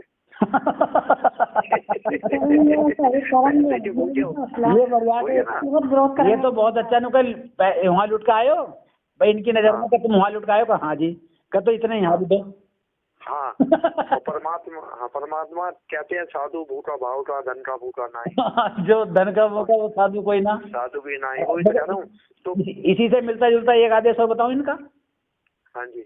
जब हम साथ संगति से ना जुड़े, जब यहाँ इसमें थे मैनेजमेंट पे ही शुरू में, जब 4था साल चल रहा बरवाल कांड हुए तब की बात है, 2018-19 की बात। तो हम यहाँ पे जाया करते थे, तो पता ये क्या कर रहे थे कि जैसे मान लो किसी का नाम खंड हो गया। हाँ जी। अब हम तो पहले यही सोचा कर रहे हैं नाम खंड हो गया, जबकि नाम खंड होता ही ना, परमात्मा का है साहिब का नाम अखंड है और सकल खंड है, मर्यादा खंड होती है। तो हम ठीक है भाई, जबकि हालांकि परमात्मा भी कहते हैं कि तेरा नाम खंड हो गया। हाँ में परमात्मा भी यही बोलते हैं। वो लेकिन उनका भाव यही है ना कहने का, मर्यादा खंड होती है, नाम खंड नहीं होता। तो अब कोई बात ना, अब जब हम गए तो ये लोग क्या कह रहे थे कि भाई नाम तुम्हारा शुद्ध जब होगा पहले 4 तारीख हिसार की करके आओ। अरे भगत जी आप 4 बोल रहे हो, मैंने क्यों छोड़ा था इतना आश्रम जाना पता है? एक्चुअली मैं शुरू में मैं आपको बताऊंगा तो आप भी हैरान हो जाओगे। शुरू में मैंने नाम शुद्धिकरण कराया 2014 के बाद, जो भी हुआ था 15-16 में गया था के पास। तो पहली बार आया तो मुझसे इन्होंने बोला 2 तारीख पे नाम शुद्ध हो रहा, 3 तारीख पे। उसके बाद फिर इन्होंने क्या बोला मुझसे कि 10 तारीखों पे नाम शुद्ध हो रहा। पहले जाओ, सुनो क्या, पहले जाओ वहाँ पर जो तारीख पड़ती है ना उस पे जाओ 6 बार, और 4 बार जाओ जेल धाम पे जहाँ परमात्मा जेल में, उधर दंडवत करके आओ। 10 बार, मैं क्या 10 बार दिमाग खराब हो गया, मतलब 10 छुट्टियां करूँ भगत जी, पहले तो काम का नुकसान करूँ। प्लस मेरे 1000 रुपए खर्च होते तारीख पे जाने में, क्योंकि मैं बस से जाता था और आता था, खाना पीना भी खर्चा वर्चा, मतलब अपना 700-800 रुपए मेरा पर डे का होता था जाने का। और छुट्टी कर रहा हूँ अपनी, 1000 रुपए की काम का नुकसान हो रहा है वो अलग मेरा, तो मेरा 2000 का नुकसान हो गया। 10,000 का मतलब हो गया मेरा, 10 तारीख का मतलब हो गया 20,000 रुपए का नुकसान। तो मैं ये तो मूर्खता है, मैं क्या ये मूर्खता है, मैं तो रहा नहीं, मैंने जाना ही छोड़ दिया। फिर उसी दौरान पवन जी की वीडियो मिलनी चालू हो गई थी, तो वो देखनी चालू कर दी। मैंने क्या ये तो बात क्या मैं सही बोल रहे हैं, और ये तो यहाँ पर हमें धन की भी और समय की भी दोनों की वेस्टेज करवा रहे हैं। मैंने जाना छोड़ दिया था, फिर छोड़ा था मैं। अब ध्यान से सुनो, अब जैसे अब इनके इस आदेश का और परमात्मा के वहाँ के बरवाला आश्रम का देखो मैं मैचिंग बताता हूँ। परमात्मा जब बरवाला आश्रम में सत्संग करते थे, सत्संग के उपरांत सबको आशीर्वाद देते थे लाइन में। हाँ जी। तो हम जब भगत भाई आशीर्वाद लेने खड़े होते थे दीवार के सहारे से, एक छोटी सी दीवार सी बनी हुई थी, हाँ जी। हाँ जी। परमात्मा उस साइड में चलते थे सबको आशीर्वाद देते हुए, और भगत भाई दीवार के साइड में थे, आपने तो देखी होगी। हाँ हाँ। तो वहाँ पीछे पीछे उन भक्तों के पीछे कुछ भक्तों की सेवा लगी रहती थी वहाँ पे, जो छोटे छोटे सेवादार थे, कुछ में बड़े भगत भी, कुछ छोटे छोटे बच्चे भी थे। हाँ जी। हाँ जी। कि जैसे नामखंड कोई भगत कहता था, परमात्मा मेरे से गलती हो गई, मेरा नामखंड हो गया। कि क्या हो गया? परमात्मा डांटते थे, भाई क्या हो गया? क्या भाई गुरुजी मैंने फिल्म देख ली, या मोबाइल देख लिया, या मैंने धोखे से तम्बाकू छू गया, या और कुछ मर्यादा खंड हो गई मैं, है नहीं? हाँ, कुछ खाने पीने में हो गया। हाँ, तो परमात्मा क्या कहते थे, एकदम पर्ची देते थे हाथ में। अच्छा, वहाँ जाओ शुद्ध करा। हाँ, कि ये जाओ तुरंत नाम शुद्ध कराओ। तो जैसे जैसे ही कार्यक्रम में वो कहते थे परमात्मा नाम शुद्ध कराओ, तो वो भगत वो पीछे चलते थे जो इस सेवा में लगे हुए थे। हाँ जी। परमात्मा जैसे आगे आगे चलते थे, वो भक्तों की लाइन की तरफ पीछे पीछे चलते थे भक्तों के, परमात्मा के। कि जैसे ही कोई उसके आदेश देते ना भगत को, इसका नाम शुद्ध कराओ, हाँ। तो वो तुरंत हाथ पकड़ के ले जाते थे भक्तों का। अच्छा। उस भगत का जिसका नाम शुद्ध होना था, अगर तुरंत कराना शुद्ध, तुरंत कहीं काल का दाव न लग जा। अच्छा। क्योंकि परमात्मा ने साफ साफ बोला कि जब लग हंसा हमरी आना, काल लगे ना तेरा बाना। हाँ जी। हाँ जी। और हमारी आन से गया ना तो काल की काल है। हाँ हाँ। जैसे कहते हैं परमात्मा के वो, जैसे काग जहाज का सूजत और न ठोर, है नहीं? ये बंदी छोड़ दयाल जी तुम लग हमरी दौड़, जैसे काग जहाज का जहाज का तो काग है, और अगर काग जो जहाज से हो जाएगा तो चारों तरफ जल ही जल मिलेगा, काल रूपी, मतलब उसका ठिकाना जहाज पर ही आके मिलेगा। हाँ जी। तो ऐसे ही उनको काल का दाव नहीं लग सकता अगर परमात्मा मर्यादा में, परमात्मा का भगत मर्यादा में होगा तो तुरंत कहते थे ना, तुरंत नाम शुद्ध कराओ इसका, और नाम शुद्ध करवा कर आशीर्वाद लेना ही हो। तो हम, मेरे साथ ऐसा हुआ कई बार, तो मैं भगत जी जब जाता था, नाम शुद्ध हुआ, नाम शुद्ध करवाने के बाद परमात्मा का आशीर्वाद लेते थे दोबारा। अब वहां तो परमात्मा हाथों हाथ नाम शुद्ध करवाते थे, और ये लोग क्या कह रहे हैं, नामखंड हो गया का? हाँ, 4 यात्रा करके आओ हिसार की। काल का दाव लग जाता। हाँ, और बीच में काली गाँव है, जब तुम्हारा नाम खंड हो गया, तुम्हें पता है कि हमारी मर्यादा खंड हो गई, तो अब तो यहाँ से लेकर जाओ, मान लो जैसे मैं मुरादाबाद से हिसार जा रहा हूँ, तो मेरे लिए तो यहाँ से हिसार तक काली काल है। हाँ, तो वही तो कह रहा हूँ, काल का दाव कभी भी लग जाएगा। 2 तारीखें 3 तारीखें। हाँ, नुका बच जाओ ना जिंदे, जब जिंदे बच जाओ तो आ जाइए नाम शुद्ध करवाना, ना तो तुम जाओ। वो तो है ही है। हाँ, वो तो है ही है, वो तो मूर्खता ही थी बता जी, तभी तो मैंने जाना छोड़ा था। मैंने कहा तो सही नहीं लग रहा मुझे, मैंने पैसे की समय की दोनों की वेस्टेज करवा रहे हैं। मैं कर्जा वैसे ही है, मैं कर्जा उतारेंगे या इनके चक्कों में लगे रहें। तो ये हैं भगत जी उल्टे कर्म। वो तो उल्टी खैर नजर आ ही रहे हैं कि ये तो ज्ञान विरुद्ध करवा ही रहे हैं मैनेजमेंट वाले तो सारे। और भगत जी देखो, मालिक की दया से इन्होंने पवन भगत जी पे FIR लगाई, 907 नंबर लगाया इनका FIR का, ये बता के गुरुजी ने FIR करी है। और इनकी तरफ से 5 गवाह थे। अच्छा। और 6ठा गवाह, वो 4 गवाह इनकी तरफ है मैनेजमेंट के, और 5 में गवाह बनाए थे गुरुजी। अच्छा जी। हाँ जी, 5 लोग थे गवाह उसमें। अच्छा, 4 तो वैसे ही हो गए संगत वाले, और 5 में गुरुजी। 5 में गुरुजी की दवाई। हाँ, तो हिसार में 2 तारीख 2 सुनवाई हुई है वहाँ पर। अच्छा। हाँ, हिसार जब पवन के केस में 2 सुनवाई हुई हैं। अच्छा। हाँ, पहली सुनवाई जो हुई है वो तारीख मैं बताता हूँ आपको। पहली सुनवाई हुई है भगत जी, किधर गया ये, पहली सुनवाई हुई है 17 दिसंबर को, 17 दिसंबर को। हाँ, 2 तारीख को बंद हुए थे, 17 दिसंबर को। दूसरी? हाँ, दूसरी हुई है 31 दिसंबर को। अच्छा, 31 दिसंबर। और अभी तक इनकी तरफ से सरकारी वकील था, पवन जी की तरफ से। हाँ, इनका कोई अपना वकील तो था ही नहीं, ना इन पे पैसा, क्योंकि वकील इन्होंने होने नहीं दिया। अच्छा। किसी भी वकील, इन्होंने काफी वकील, उनकी भगतनी ने काफी कोशिश करी अपनी तरफ से वकील करने का। हाँ। लेकिन क्योंकि ये पैसे वाले हैं भैया, इनके पास पैसा है, इन्होंने वहाँ के किसी भी वकील को होने नहीं दिया।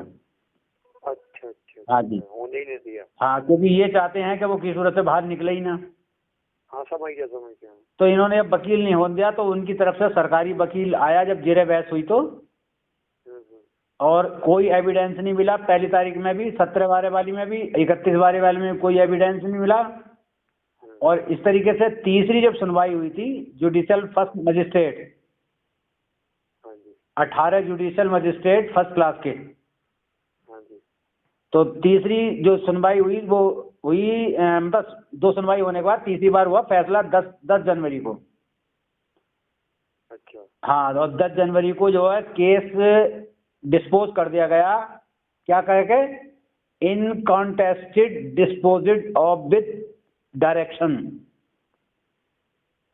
इनकॉन्टेस्टेड का मतलब हो गया बिना किसी गवाह के, बिना किसी कारण के कोई केस जो है डिस्पोज किया जाता है, मतलब इनकी कोई गलती नहीं है, निर्विरोध, मतलब इनका कोई विरोध नहीं है। तो मैं तो भगत जी पहले ही कह रहा था, क्योंकि इनके ऊपर तो उन्होंने बंद तो जरूर करवा दिया, लेकिन इन पे कोई सबूत या गवाह कोई हो नहीं। अब ये जो शब्द है ना भगत जी, जज का लिखा हुआ इनकॉन्टेस्टेड, इसका हिंदी में मतलब होता है निर्विरोध। मतलब कोई विरोध नहीं हुआ ना। अब मेन विरोध कैसे ना हुआ? अगर उसमें ये गलती ना करते गुरुजी को गवाह बनाने की, हाँ जी। तब तो ये चारों के चारों उसे 420 साबित कर देते पवन दास को। हाँ जी। लेकिन इन्होंने गलती कर दी, क्या ना कि चोर चुरावे तुमड़ी और गाड़े पानी में, वो गाड़े पे ऊंचावे सच्चाई छानी ना। इन्होंने गुरुजी को गवाह बनाया क्योंकि गुरुजी के नाम से इन्होंने FIR करवाई। हाँ जी हाँ जी। तो ये गुरुजी को गवाह बना नहीं था। अब गुरुजी भी हिसार में बंद, पवन दास भी हिसार में बंद। हाँ जी हाँ जी। सुनवाई जरूर हुई होगी, गुरुजी ने कर दिया होगा वहाँ स्पष्ट मना, क्योंकि गुरुजी सत्यवादी हैं, परमात्मा है, जीव नहीं है। हाँ जी हाँ जी। तो इसलिए यहाँ निर्विरोध हुआ, अनकंटेस्टेड डिस्पोज, निर्विरोध क्लोज्ड हो गया केस 420 का, और ये 10 तारीख को छूट गए। छूट गए? हाँ जी, अभी ये 10 गई है। हाँ 10 जनवरी को। अच्छा बात आ गई भैया, अभी पर सो नहीं करा हैं? सो नहीं करा ना अभी। नहीं, आप नेट पर सर्च कर सकते हो, नेट की सर्च की देख के बता रहा हूँ मैं। नहीं नहीं, मैं ये कह रहा हूँ मुझे पवन भगत जी आ गए, लेकिन अभी वैसे सो नहीं करा ना। नहीं, वो भगत जी, अब देखो ये हर चीज का एक समय होता है समझाने का। हाँ जी हाँ जी। अब वो किसी भी भगत को ना बताएं, शायद हो सकता है वो लाइव भी ना आवे। हाँ समझ गया समझ गया। क्योंकि परमात्मा ने देखो वही नानक वाली चाल, एक बार क्या हुआ था जब नानक जी को पता चला ना भगत जी के परमात्मा पृथ्वी पर आ गए हैं, हाँ जी। तो नानक जी ने पहले तो पहली उदासी काशी की करी थी, हाँ जी हाँ जी। और इसके बाद परमात्मा का ज्ञान घूम घूम के 10 साल भक्तों को समझाने की कोशिश करी। हाँ जी हाँ जी। तो किसी ने पत्थर मारे, किसी ने मतलब खाना खिलाया, किसी ने कुछ करा, मतलब जैसे जहाँ गए, जैसी प्रवृत्ति के लोग मिले वैसे उनके साथ व्यवहार हुआ। अंत में परमात्मा ने लास्ट के 16 साल बताते हैं परमात्मा का, लास्ट के हाँ बताते हैं तो सर में 16 साल। हाँ, तो उनसे कहा कि आप भगत भाई अब तुम आप शांत हो जाओ, हाँ अब आप अपनी बैठ के भक्ति करो, और जो भगत तुम्हारे पास आए उसे समझाओ और अपनी भक्ति करो और अपना कल्याण करवाओ। हाँ बताई थी परमात्मा ने 16 साल एंड के। हाँ, अकेले में। तो यही भगत जी पवन दास ने बहुत कोशिश करी समझाने की, सब कुछ समझाया लगातार 7-8 साल से, मतलब सारी वीडियो, हजारों वीडियो बनाई है। हाँ जी हाँ जी। वो वीडियो वायरल हैं, नेट पे पड़ी हुई है। इन लोगों ने चैनल बंद करवाए सच्चाई को दबाने के लिए, हाँ जी। जबकि इनके इतने सत्संग चल रहे हैं, ये अच्छे हैं, इनके 500 से ऊपर सेंटर हैं, सब कुछ बढ़िया, तो इन्हें इन छोटी छोटी वीडियो से इतना खतरा हो गया कि इनकी कुर्सी डामाडोल हो रही। तो ये आए दिन चैनल बंद करवाते हैं। अब भी पवन दास के इन्होंने चैनल बंद करवा दिए, लेकिन ये अनभिज्ञ हैं कि आज एक चैनल नहीं है, हजारों चैनल खुल चुके हैं और वीडियो अलग से लोड है। एक बार बंद हो जाएगी, दूसरी बार फिर अपलोड हो जाएगी। तो अब वो इन कामों को नहीं करेंगे, बैठ के भक्ति करेंगे। उन्हें भी अपनी भक्ति करनी है, हम सबको भी भक्ति करनी है। हम भी ज़्यादा अपना सोशल मीडिया पे एक्टिव नहीं है अब। जिस समझना था जिसको समझा दिया, लेकिन ये है कि जो अपने टच में रहे, संपर्क में, उसे समझाने की कोशिश करो। जैसे मुझे पता चल गया था तुम्हारे बारे में बहुत दिनों से, लेकिन फिर भी मैंने सोचा, मैंने कि आज मैं अभी, जैसे अभी भोग लगा के, हमने भोग खाया भी नहीं है, भंडारा ले लिया, लेकिन मालिक का भोग अभी रखा हुआ है। बड़ी आरती से भोग लगाया, हर इतवार को लगाते हैं हम। तो मन में ऐसी प्रेरणा हुई कि प्रदीप भगत जी से आज बात करूं।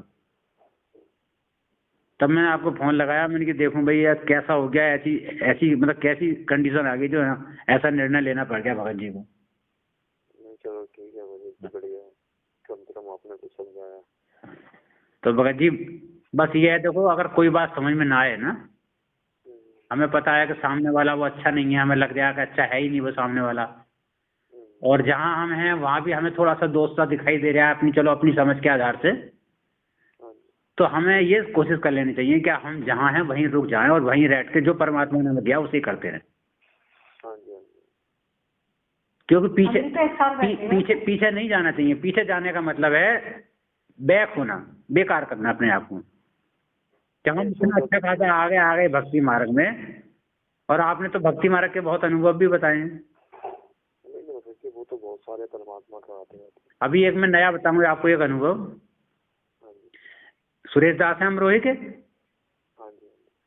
इन भगत को यथार्थ भक्तिबोध किताब है ना, भक्तिबोध के सरलाद की, वो किताब इनके पास नहीं थी।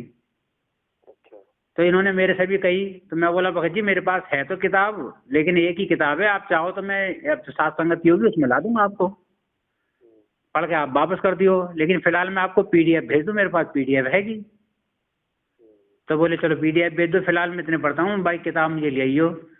फिर भी इनका मन नहीं माना, क्योंकि आदमी ज्ञान पिपासु होता है ना, तो ज्यादातर खोजी होता है आदमी, और वो भगत खोजी टाइप के, सत्संगों में नई नई बात खोजते रहते हैं, नई नई किताबों में से खोजते रहते हैं। तो उन्हें मन में इतना उतावलापन हो रहा है कि किताब होती तो कुछ और ही आनंद आता। मतलब इन्हें जो सात संगति अभी होने वाली है उसका भी इतना बेसब्री से इंतजार ना हुआ कि उन्हें लगा किताब हो गई मेरे पास अभी। तो इन्होंने एक भाई से कही जो मैनेजमेंट की तरफ जुड़े हुए हैं, उनसे कहा कि भाई हमारी सेंटर पे से किताब ला दियो, हमें तो वो देंगे नहीं सेंटर वाले। तो उन्होंने जाके ले ली एक किताब, तो एक ले ली तो उन्होंने दूसरी और ले ली कि चलो एक मैं और ले लेता हूँ अपने ताई। तो उन्होंने पूछा सेंटर वालों ने जो किताब बेचते हैं कि भैया ये दोनों किताब तुम किसे ले आ रहे हो, तुम्हें तो एक ही बहुत है, दूसरी किसे ले आ रहे हो? तो बोले हमारे भगत हैं सुरेश दास, उन्हें ले आ रहे हूँ। तो सुरेश के बारे में जानकारी, क्योंकि सेंटर लोकल का ही है अमरोहा सेंटर। तो उन्होंने कहा सुरेश वो, अरे उसे मत दियो, वो तो सतसेवक की तरफ लगा हुआ गुरुद्रोही है वो तो। हाँ, तो उसे किताब वापस ले ली उन लोगों ने, कहना किताब नहीं देंगे हम तुम्हें, एक ही ले जाओ अपने लिए बस, उसे नहीं देनी किताब। अब बताओ किताब, अब भी तो चलो सतसेवक है, और जाने कितने गुरुजी को गाली देना, तो ये किताब क्यों बांट रहे हैं ज्ञान गंगा। तो खैर नहीं दी किताब। अब वो भगत गया उनके पास, क्या भगत जी ले आए किताब? कि हाँ मैं एक दिए एक ना दी उन्होंने, और मना कर दिए तो मैं ना देना, नाम खंड हो जाएगा हमारा। क्या अच्छा? तो उन्होंने कही भाई किताब से नाम का क्या खंड, भाई मैं पढ़ के तुम्हें वापस कर दूंगा, ना हमने देनी भाई। आखिरकार उन्हें किताब नहीं दी भगत जी। वो बेचारे बहुत व्याकुल होकर दिन रात अपने ये सोचे कि किताब होती तो मैं खूब पढ़ता, किताब होती तो मैं खूब पढ़ता। अब उन पर किताब तो थी ही नहीं। एक दिन वो अपनी किताबों में कुछ जो पुरानी किताबें उनके पास और रखी हैं, जैसे ज्ञान गंगा रखी है और कुछ चीज रखी हैं, उनमें से देख रहे तो देखे वहाँ किताब मिली रखी हुई, यथार्थ भक्ति बोध। हाँ जी, बिल्कुल न्यू, घर में उनके। हाँ घर में। अब वो भगत किताब को देख कर रोवे कि यूं मेरे घर में कैसा गई, मैं तो कभी लाया ही नहीं इस किताब को, और ना मैंने कभी पढ़ी है, ना लाता तो मैं कभी तो पढ़ता। और रोवे और किताब को लेकर परमात्मा के दरबार साहिब में जाकर दंडवत प्रणाम करे और रोवे और बतावे। फिर सबसे पहले मुझे ये बताया भगत जी ऐसे तो हो गए मेरे साथ।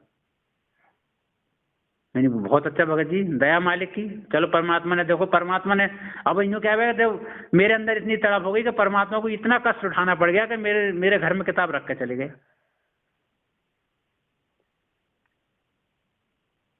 कि मुझे डीस ने आज परमात्मा को इतना परेशान कर दिया कि परमात्मा को किताब रखना आना पड़ गया। मुझे इतना भी सब्र ना हुआ कि साथ संगति में मिल जाती। तो भगत जी परमात्मा किसके साथ हैं? विश्वास के साथ। और वो भगत संकल्प नाम दीक्षित है।